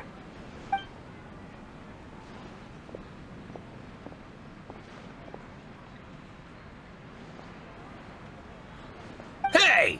Hey, wait! Hmm? You mean me? No, not you. That kid! Didn't you see? Little rascal grabbed my last 2 fresh Sunsettias and ran off. Look, if you're gonna help out here, you can't keep spacing out, okay? What is it? Work's too boring for you? Or has the big city got too many distractions? I wasn't paying close enough attention. Sorry, boss. I think you're right. Maybe it's the city. It's so exciting. It can be hard to focus. Who's that guy? You know him or something? He's who? You're a strange one, kiddo.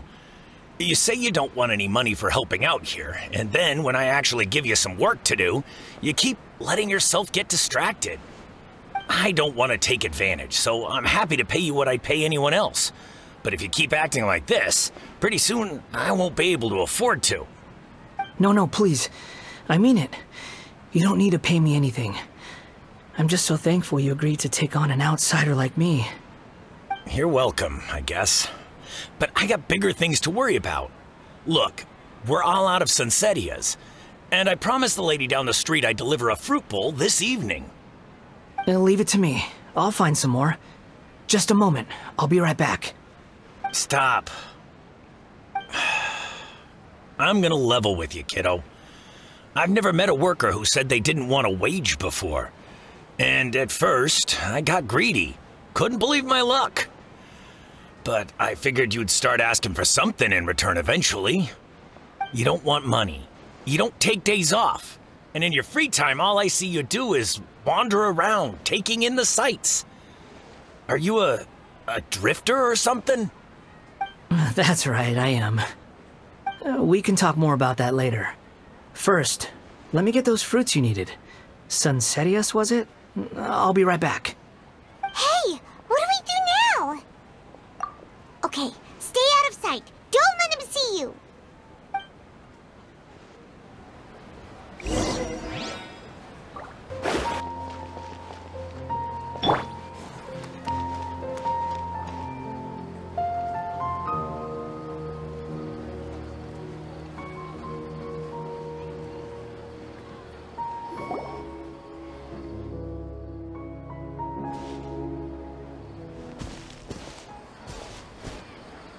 Yeah, this'll do. Even though you say he's the balladeer, what are we planning on doing? Stealing his Sunsetias? Isn't that a bit too cruel? Oh, alright. This should be enough. Guess I should wash them before I take them back.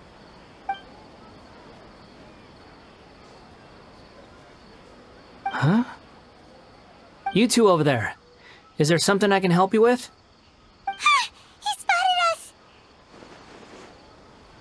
You've been following me all the way from the city. I'd have to be blind not to notice. Have we met before? No, we haven't met. But you know me? I have no recollection.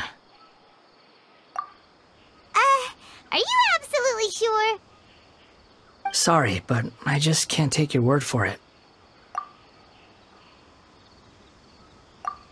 A puppet?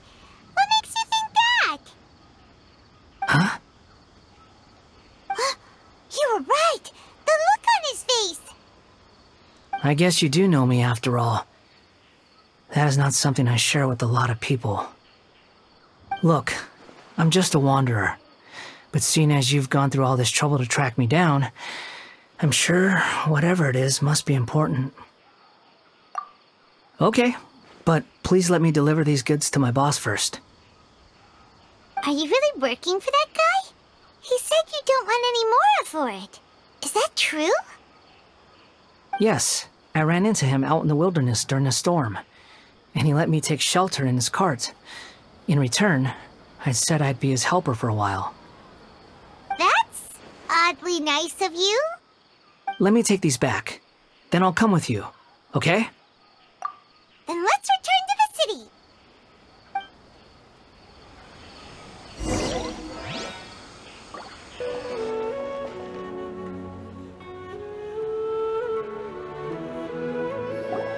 Here you go, boss. I'll leave them right here. Oh, you really went and picked some more. Who are these two? Something's come up, and they need to borrow me. Sorry, boss. I'm afraid I'll be away from the stall for a while. I was just about to pay you anyway. Go wherever you want, kid. Don't waste your time here. What? I get it, okay? You just wanted to help me out, to thank me for giving you shelter from the rain that day. Even then, I don't understand why you're so adamant that you don't want any pay for it. But look, it was pouring down and there you were, sauntering along without a care in the world, like you had nowhere to be and didn't even care that it was raining. Imagine you and me for a second. It's a little weird, right? Why is this guy traveling during a rainstorm if he's not trying to get somewhere? And why is he taking a shortcut through the open country if he's not even in a hurry? But anyway, taking you in didn't put me out even slightly. You don't owe me a thing for it. Certainly not all this. Your time is valuable. You know, you should go live your life. But I don't...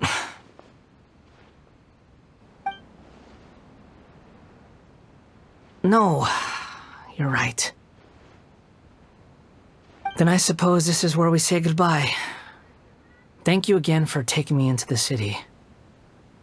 Don't mention it, kiddo. I've run into all kinds of characters over the years. I just hope you find your path. Thank you. All right, done. Thanks for waiting for me. We can go now.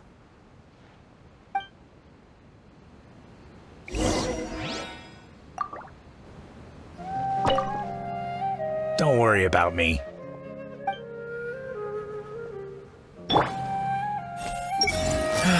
Just an honest guy doing some honest business.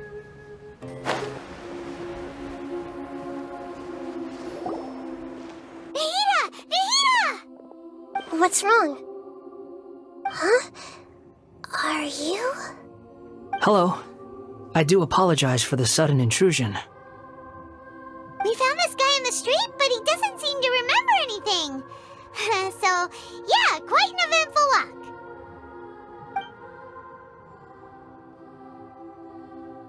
You say that you are trekking across Teyvat to train yourself. Many other Inazumans who describe themselves in this way call themselves Shugenja.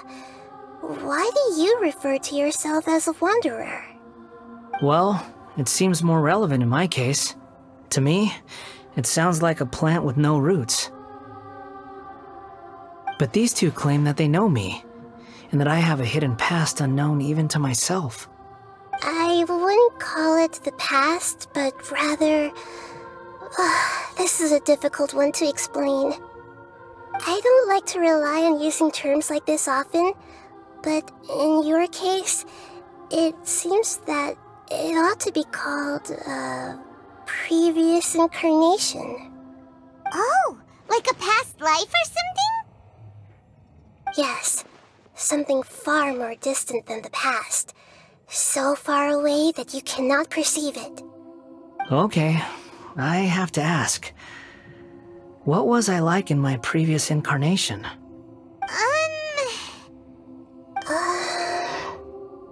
Oh, okay. I see. You want to tell me, but you can't bring yourselves to say it.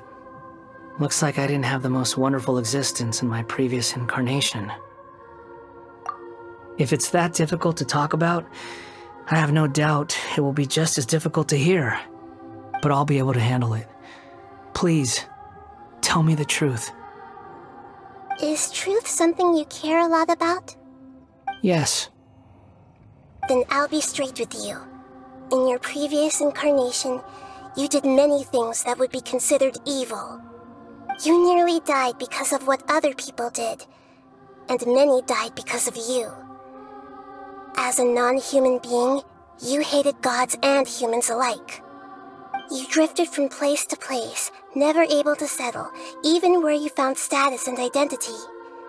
You adamantly believed that you were missing a heart. Actions rooted in persistence sometimes bear bitter fruit. Sometimes, You have to let parts of yourself go, or you'll never be happy.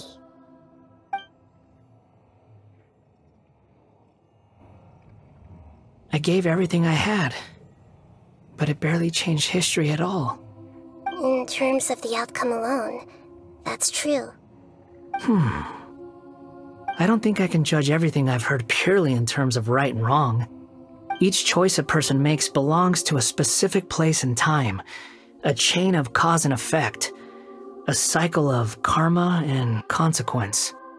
That is the nature of truth. If one thing is right, its opposite must be wrong. And yet, dichotomies like this are not enough to explain the world in all of its complexity.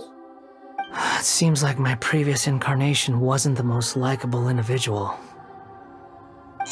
We're not trying to hurt your feelings or anything, but yeah, we weren't your biggest fans. If we were enemies, why are you trying to help me find the truth? This is so frustrating! This guy's supposed to be our arch enemy, but now he's just some random stranger we met on the street! He's got so much to answer for, but we can't make him talk because he doesn't remember anything. What a weird situation. Lesser Lord Kusanali, as the god of wisdom, I trust that everything you told me must be true. Yes, it's all true. I can even show you the memories themselves, if you're willing. Please, I want to see them for myself. I want to experience my own transgressions. Even though it will cause your present self great mental anguish? I'm just a puppet, with no heart and no name. There is nothing in this world for me to cling to fill the void within me. Except maybe these sins that can never be undone. Very well. As you wish. Wait, shouldn't we go with him? This one's kind of on us for bringing him here. Don't worry. Whatever danger I might face, it's my burden to bear. Traveler, could I ask you to supervise him on my behalf? Oh, good point. Given your, unique situation, we'd better keep an eye on you. Understood. Thank you. Now, prepare yourselves, everyone.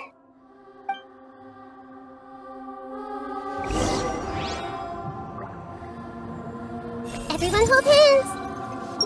Time to face the music. No matter what lies ahead, I'll face it. Whatever it takes. I'm just sorry that you have to join me for the whole thing.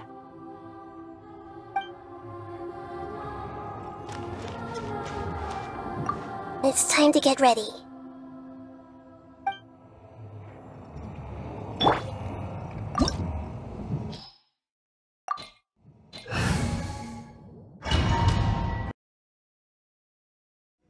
This looks like Inazuma. Right now, you're in a dream I created using information extracted from your memories. These memories will show you the raw truth, but be aware that enemies may react just like in the real world. Please be careful. Sounds like an immersive experience. It's a good thing we came along. You don't need to do this for me. I don't deserve your protection. We never give up halfway. Well, we had to once, but that was your doing. All right. Thanks. Wanderer, this is the Shake Pavilion. In your Balladeer incarnation, this is where the Electro Archon placed you after your creation. You had a great many memories here. Is that because this is kind of like his birthplace? You could say that, in a sense. You'll see why shortly. I hear footsteps. This place is huge. I can't believe the landslide didn't fill it in. I wonder who built it. The Crystal Marrow Miners? No, there's no way. Look at this exquisite construction work, and so well preserved too. No mining crew would be capable of this. There's someone passed out on the ground. Who are you? You're awake. What happened? How'd you get stuck here? Are you injured? Huh. Not a scratch. And these fine clothes. Who are you? This man is Katsuragi, deputy to Torichiyo's adopted son, Mikoshi Nagamasa. He found the balladeer in Shake Pavilion and took him back to Tatarasuna. And the rest is history. Well, it used to be. In the original version of events, Katsuragi was ultimately killed by Nagamasa. Let me get you out of here. Our people are nearby. Hang in there. During the Tatarasuna incident, Niwa was murdered by the doctor disguised as a mechanic. The balladeer, then known as the Kabukimono, disappeared not long after. As the second in command at Tatarasuna, responsibility for what had happened fell to Mikoshi Nagamasa. But Katsuragi had sworn lifelong loyalty to Nagamasa after the latter had once saved his life. At Katsuragi's insistence, Nagamasa killed him to put an end to the Tatarasuna incident.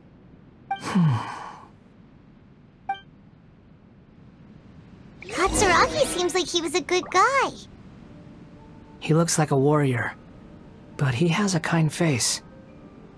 Why couldn't he live a long and happy life?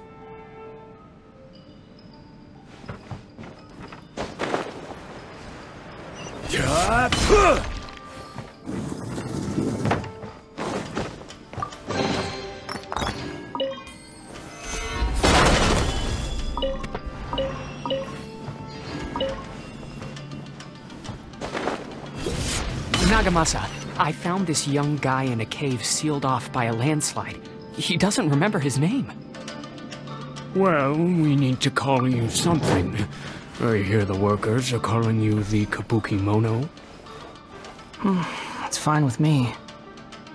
Katsuragi, report to Niwa. Tell him we have someone new joining us.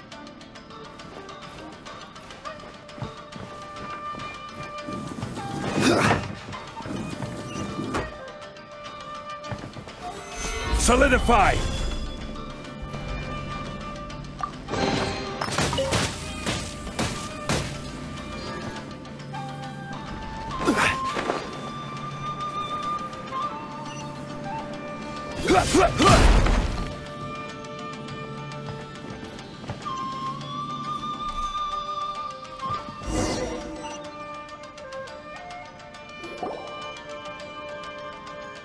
Huh?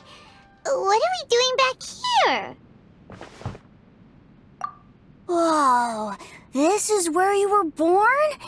It's pretty, but there's nobody here. I was abandoned, like you. I lived here for a while at first, but there's nothing for us here. We can't stay. Okay. I heard my mom and dad used to make swords, but the factory manager died, and then my dad got sick.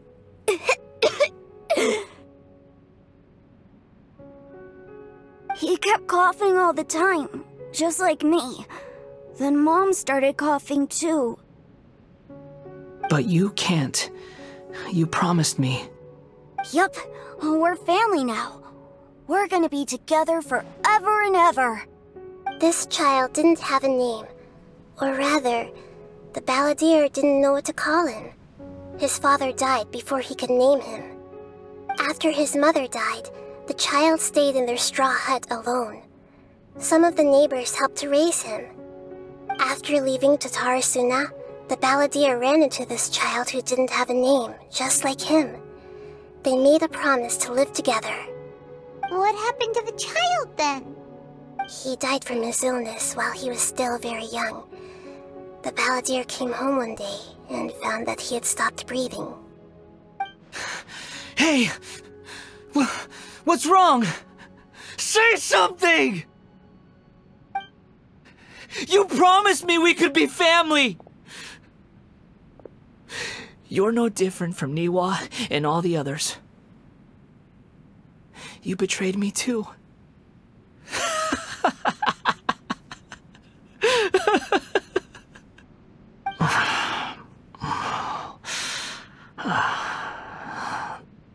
voices have gone. It looks like the memory ends here. Let's keep going.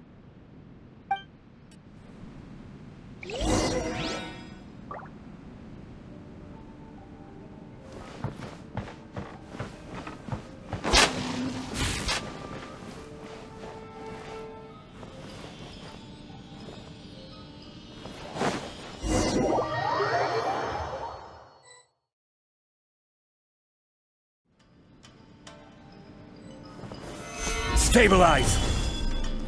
You do realize you're blocking my path. I come not to obstruct you. I've been waiting. What you are truly is a weapon. One that could be wielded with an iron will. Or you could continue to drift aimlessly. Are you trying to win me over? Long-fated rebellion has begun. Why not take your place at the banquet and join those who shall feast?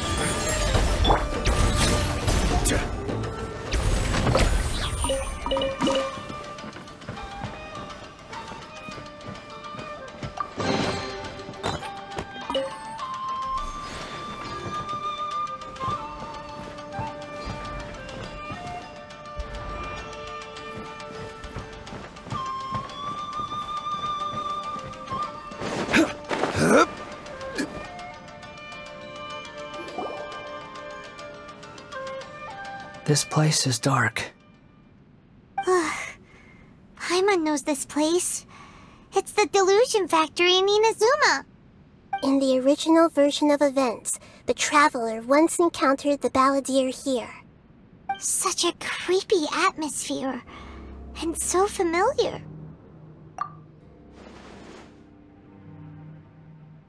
Hey, look over there! Well, well, my fair lady. Is this rundown factory and these incompetent fools all for me? Wow. You shouldn't have. Huh. What do you have to gain from belittling your subordinates? You might not want to admit it, but you are a part of this plan. Perhaps you find fighting in the Abyss to be a more meaningful use of your time? Oh, but of course, even this pales in comparison to being experimented on by the doctor. What a sharp tongue you have. Funny how negotiating never seems to be your strong suit. For the task ahead, I suggest you keep your true feelings to yourself. Save your breath. I know what I have to do. I'm sure you think so, but I still think you need to hear it. Don't start thinking you're invincible, and don't let your emotions get in the way. Surely you're not worried about me. I just can't have you getting in my way. You and Child never fail to find ways to complicate things. I'm merely lighting a little fire in this chaotic nation. But you, being tossed out like trash, must make you want to destroy it completely. Do you remember the last time you were here? That was a lot of swordsmiths you killed. I'm sure the descendants of the Raiden Gokaden are still suffering the consequences now. Look at you. Oh, don't get so sentimental. Now, give that poor little tongue of yours a rest and stop pretending like you're above everyone else. Bye then. See you at the victory feast. Poor little tongue? She's playing with fire talking to me like that. Who does she think she is? Forget it. Someone might find me here any minute now. I should prepare to give them a warm welcome.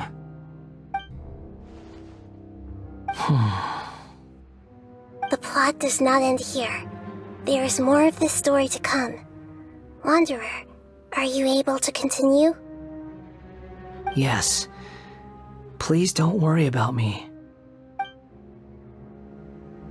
Why are you staring at me in silence? Can't you think of a nicer way to express yourself? I'm under no obligation to be nice to you.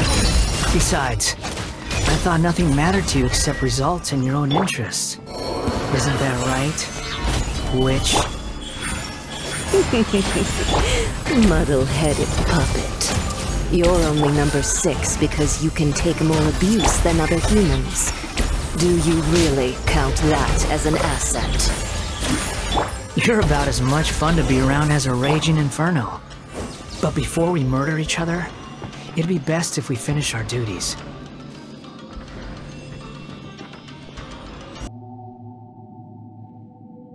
Looks like we have arrived in Sumeru. Is that? Considering that Amorta's sage, Nafis, refused to join this project, I'll take part in the experiment in his place. Welcome. I look forward to a fruitful collaboration. When do we start? You seem impatient. You should know that becoming a god is far from a trivial affair. The biological transformation is a lengthy process. As such, I too would recommend that we commence as soon as possible. In the event that a successful connection is established, his body will become permanently bound to the machine, and he will be unable to move independently of it. Nothing worse than what I've been through before then, Doctor. You were the most resilient test subject I ever came across. Thanks to you, I was able to garner a great deal of information. Alas, after that, you were under orders to remain in the abyss. We barely saw each other, and it became difficult to further refine the knowledge I had gained. That was gracefully worded. Ever wonder what they think if they knew that nothing matters to you, apart from your crazy experiments? I suggest you speak to me in a more respectful tone, Scaramouche. The mere fact of your utility does not make you indestructible. The doctor again? That was uncomfortable to watch. That person gives off a very sinister energy. It's normal for him to give you the creeps. He scares the bejeebers out of Paimon. Let's move on.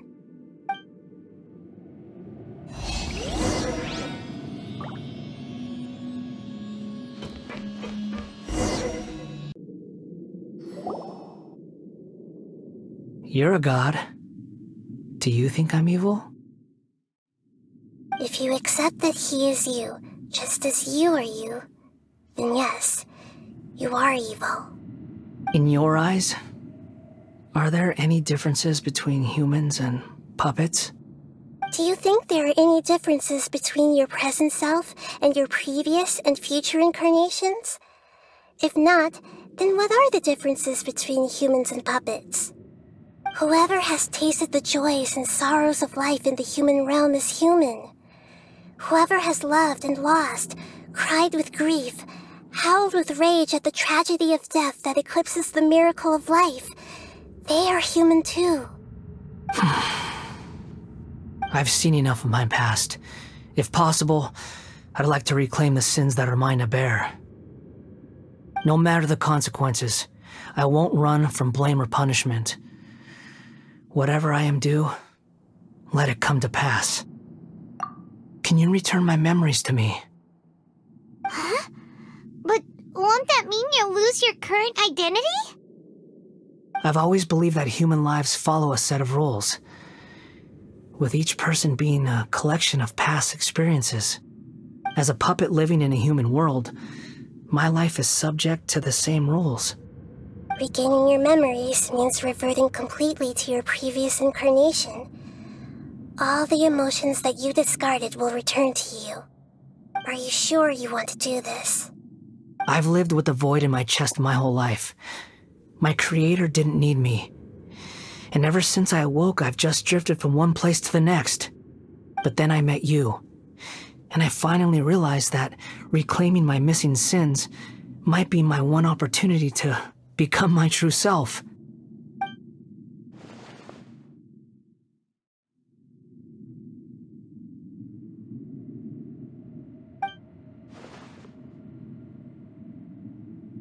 I've always felt I have an innate tendency to yearn for something more, in a way that goes deeper than for most people.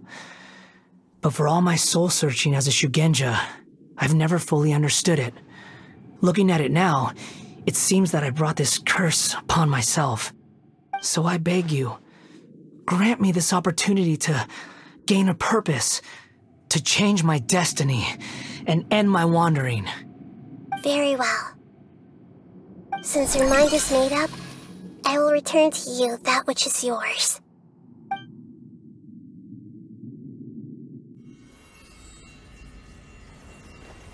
You have made your decision. Now, take this.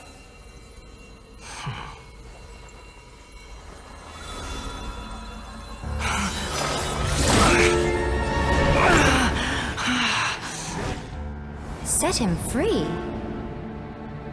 A puppet? What's he doing here? You're a human as far as I'm concerned. Everyone's here. Wonderful. What a fine blade. Nagamasa will be thrilled. This is my...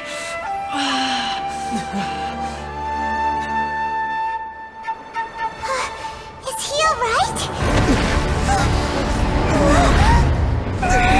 No way!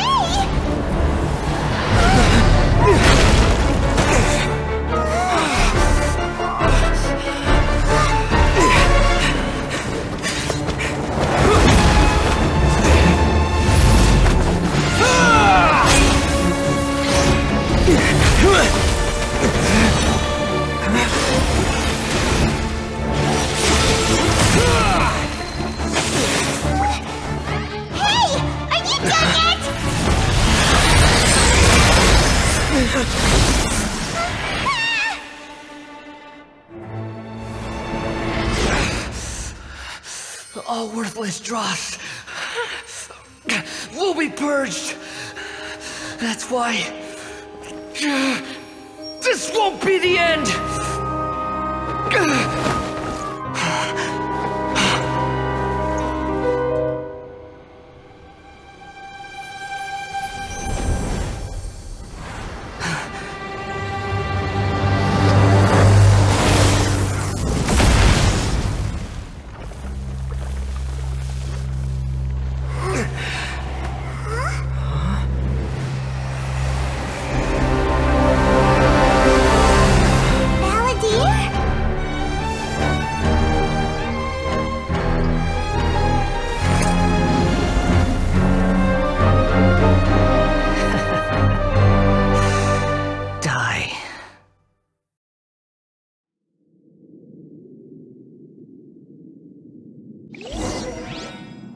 This is trying my patience.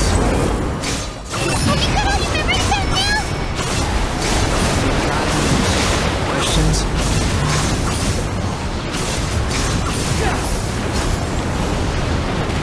Insignificant past! Squall Fury!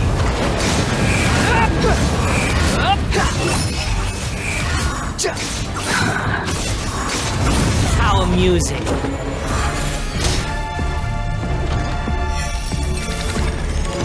At my command, you shall fall!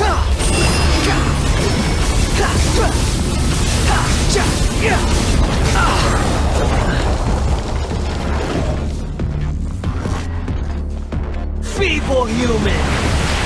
Behold!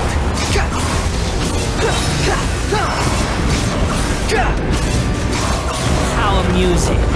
You dare to gaze upon me? My endless cycle begins! The wind rises.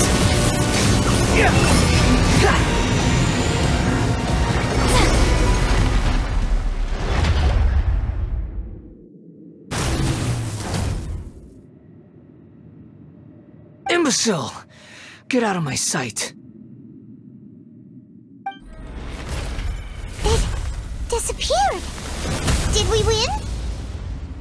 What did you expect? I'd never lose to that. There's the tone of voice again. You're definitely back to your old self. Wait, but it was you inside that thing too! What have you got to be smug about? Sorry. I'm harsh on myself and everyone else. Just the way I am. You sound like you're concerned about me. But don't worry. Thanks to you, even if I didn't change a thing, at least I now know the truth. The memory recovery seems to have been a success. This dream has served its purpose. Come on. Let's continue this outside.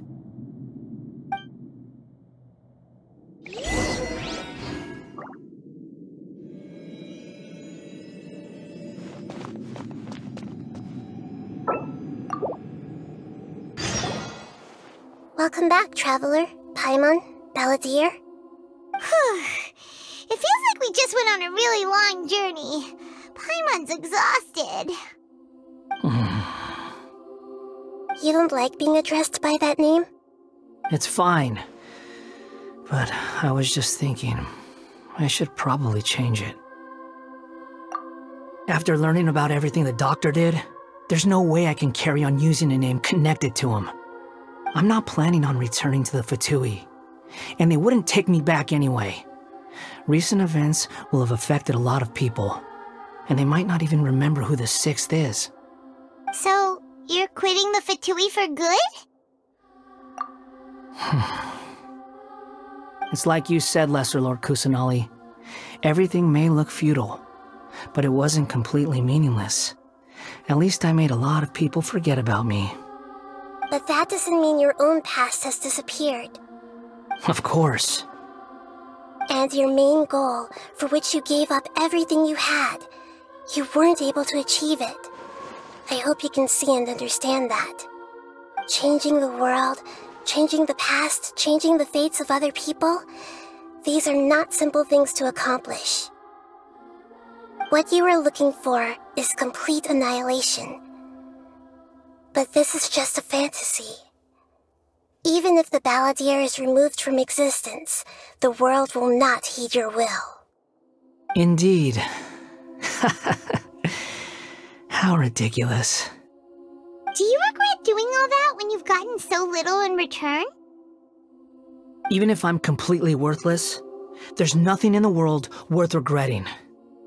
Lesser Lord Kusanali, you purposely left that information in Irminsul, didn't you? Yes, and I took pains to make sure that you'd acquire that information naturally. Why would you go to such lengths? You trying to win me over too? In all honesty, your past experiences have made you a useful asset to Sumeru and to me. Winning you over was indeed a part of my plan. But before that, I wanted to tell you the truth about your past. If all I wanted to do was use you, then I'd be no different from the doctor. Very clever. I guess you could say that's one of my virtues. Utility to others is what gives me worth. So if embracing my sins is what it takes to make me useful again, so be it. Oh right, I almost forgot. You're the good guys. You're into justice and all that. Sorry if I have a slightly different perspective on things, but I don't feel like I've been duped. The wisest leaders are fated to end up with the best helpers. I can live with that. I'm glad you're able to think of it in that way. Traveler, in the future, I'll continue to search Irminsul more deeply and see what secrets can be uncovered. Including the beginning of your twins' journey recorded in Irminsul. What exactly happened before and after that point? I want to know as well.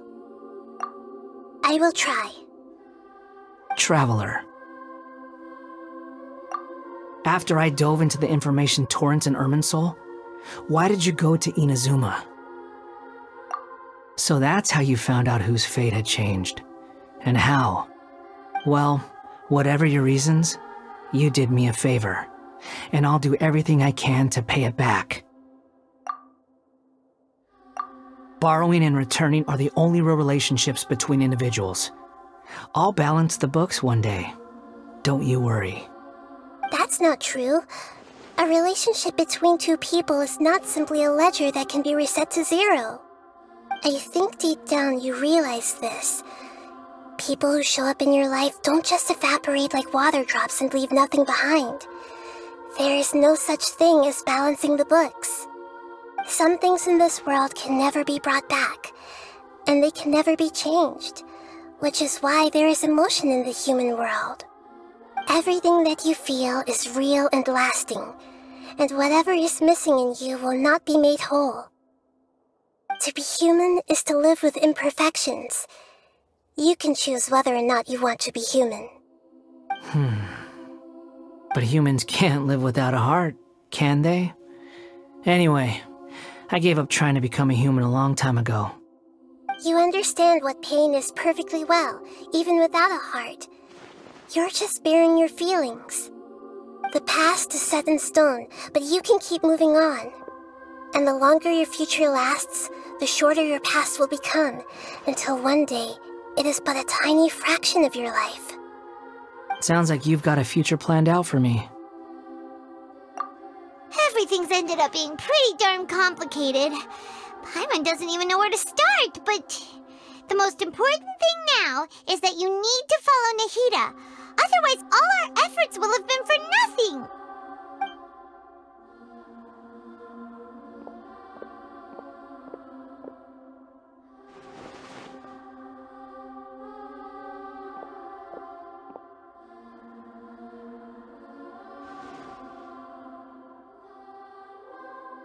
Then I guess I'll be helping you from behind the scenes from now on. I'm glad that you've accepted our proposal. Why don't you choose a new name to celebrate? Ooh! Paimon wants to pick an ugly nickname for you, too! Why? Because Paimon still doesn't like you that much! Then I hope we don't see much of each other in the future. A name is life's first gift. You didn't say it out loud, but I know that's what you're thinking. The Traveler and Paimon have helped you a lot. If you can't decide on a new name, maybe you can ask them for ideas. No! Paimon only does nicknames! If it's a serious name you're after, it's all yours.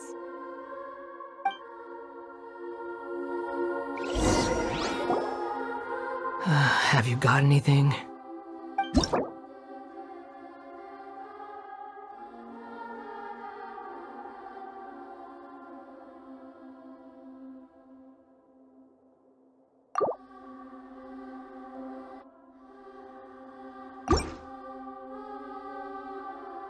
I have no need for these names anymore.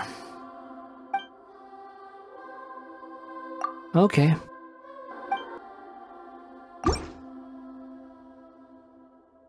You can't be serious. Okay.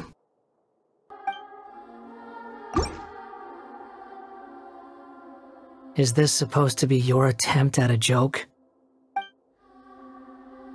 Okay.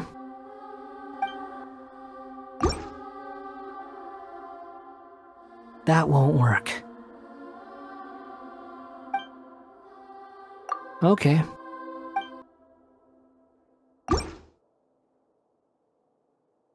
This is a bad idea. Okay.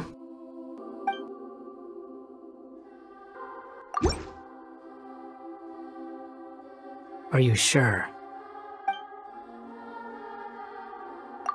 Oh, all right. If you say so.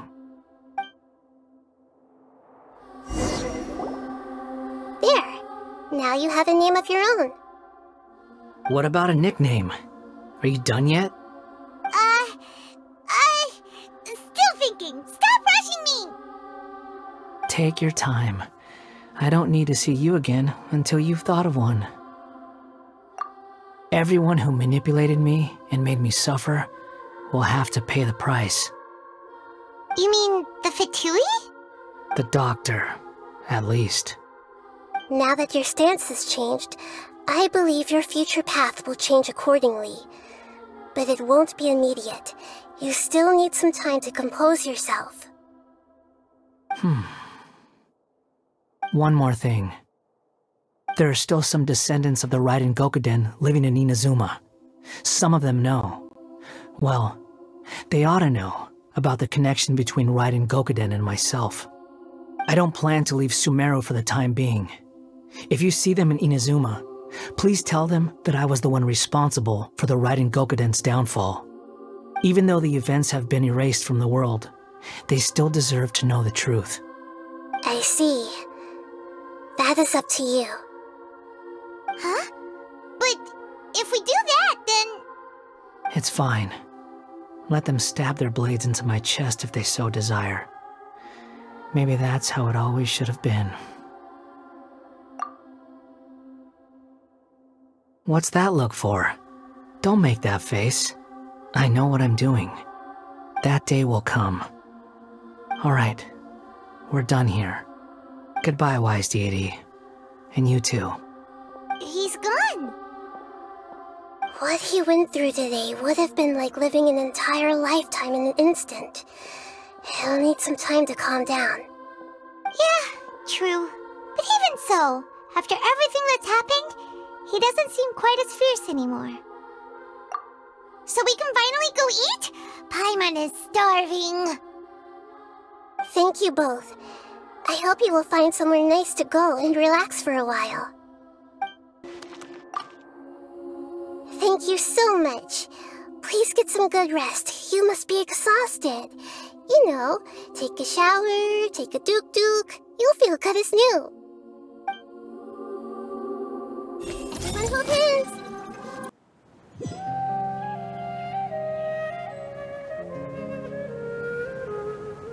I've got it! I can end my novel with some words from Mikoshi Nagamasa. You mean because everyone else in the story is dead?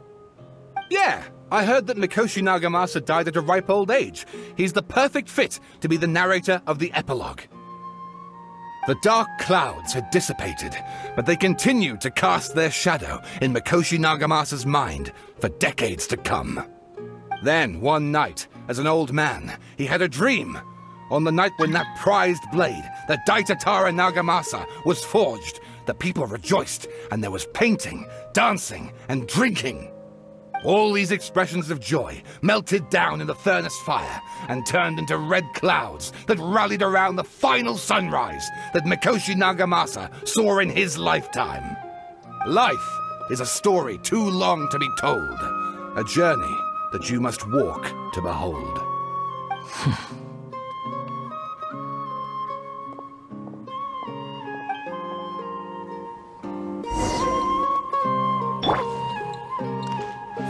Everything. I feel like you've enlightened me. I can finally finish my essay. I guess the sword that entered Mikoshi Nagamasa's memory in his final moments was called Daitatara Nagamasa instead of Katsuragi Kiri Nagamasa, because he still had fond memories of it. Akaba, thanks for inviting me to research together. Of course, Sawada. Your creativity has been indispensable to me. Without you, I'd have scratched my head bald by now.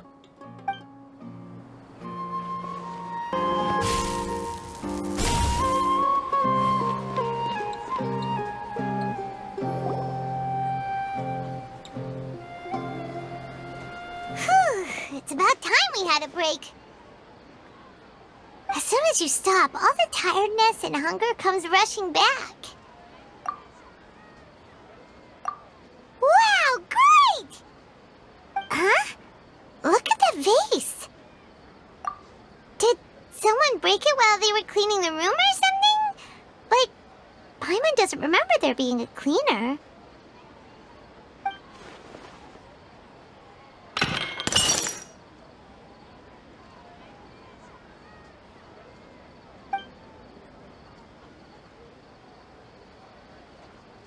You sound lost and confused. I know why you are troubled. Any who knew of this would find their mind overwhelmed. Huh? Is there someone here talking to us? Unfortunately, the fate of Tevat cannot easily be changed. Perhaps a god may have a slim chance, But for anyone else, who can say? When a small animal runs into a tree trunk, though the tree may sway, it is not displaced. The same is true of fate. Like a vase that falls to the ground, whether it is broken by a cat or by a bird, the result is still a broken vase, is it not? Who are you? How do you know about all this? History does not change easily, but human hearts can. Believe your own eyes. Only that which you see is true. What is unseen is but an illusion. The voice has disappeared. And who the heck was that? And what were they doing coming out of nowhere and saying all that scary stuff?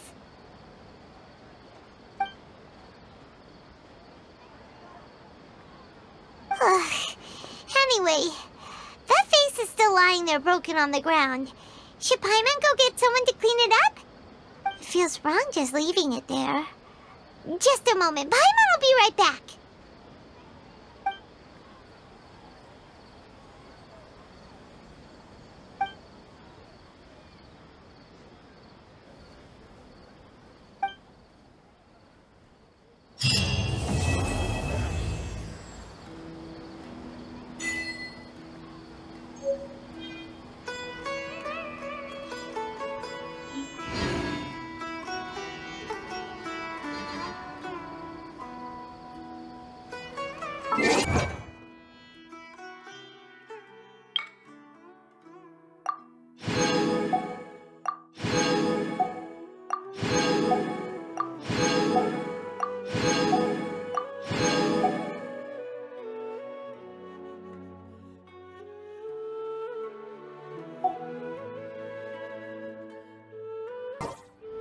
Most humans could have the entirety of their fleeting lives chronicled in but a few short lines. Their stories really make for terribly dull reading.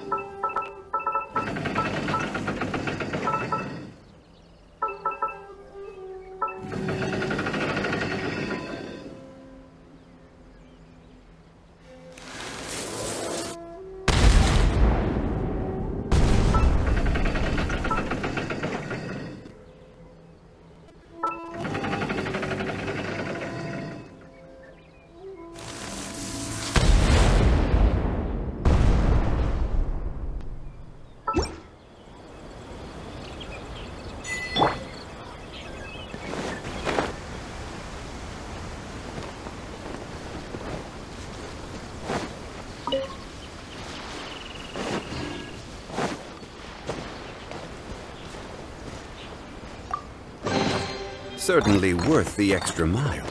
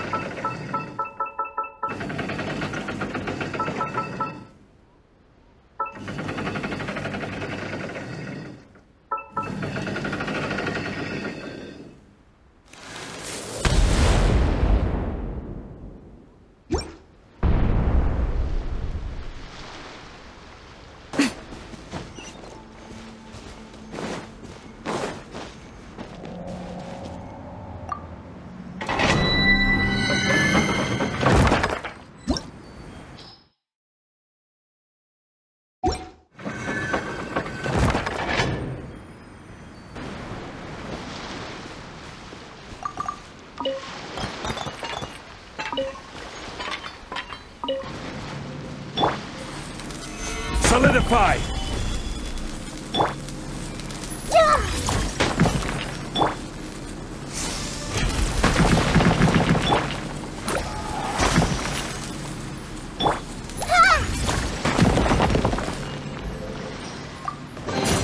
I wonder who this gift could be from.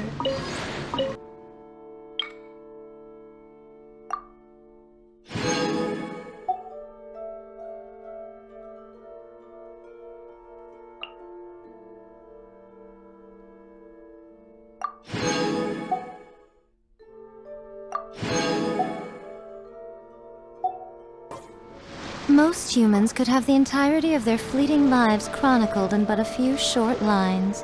Their stories really make for terribly dull reading.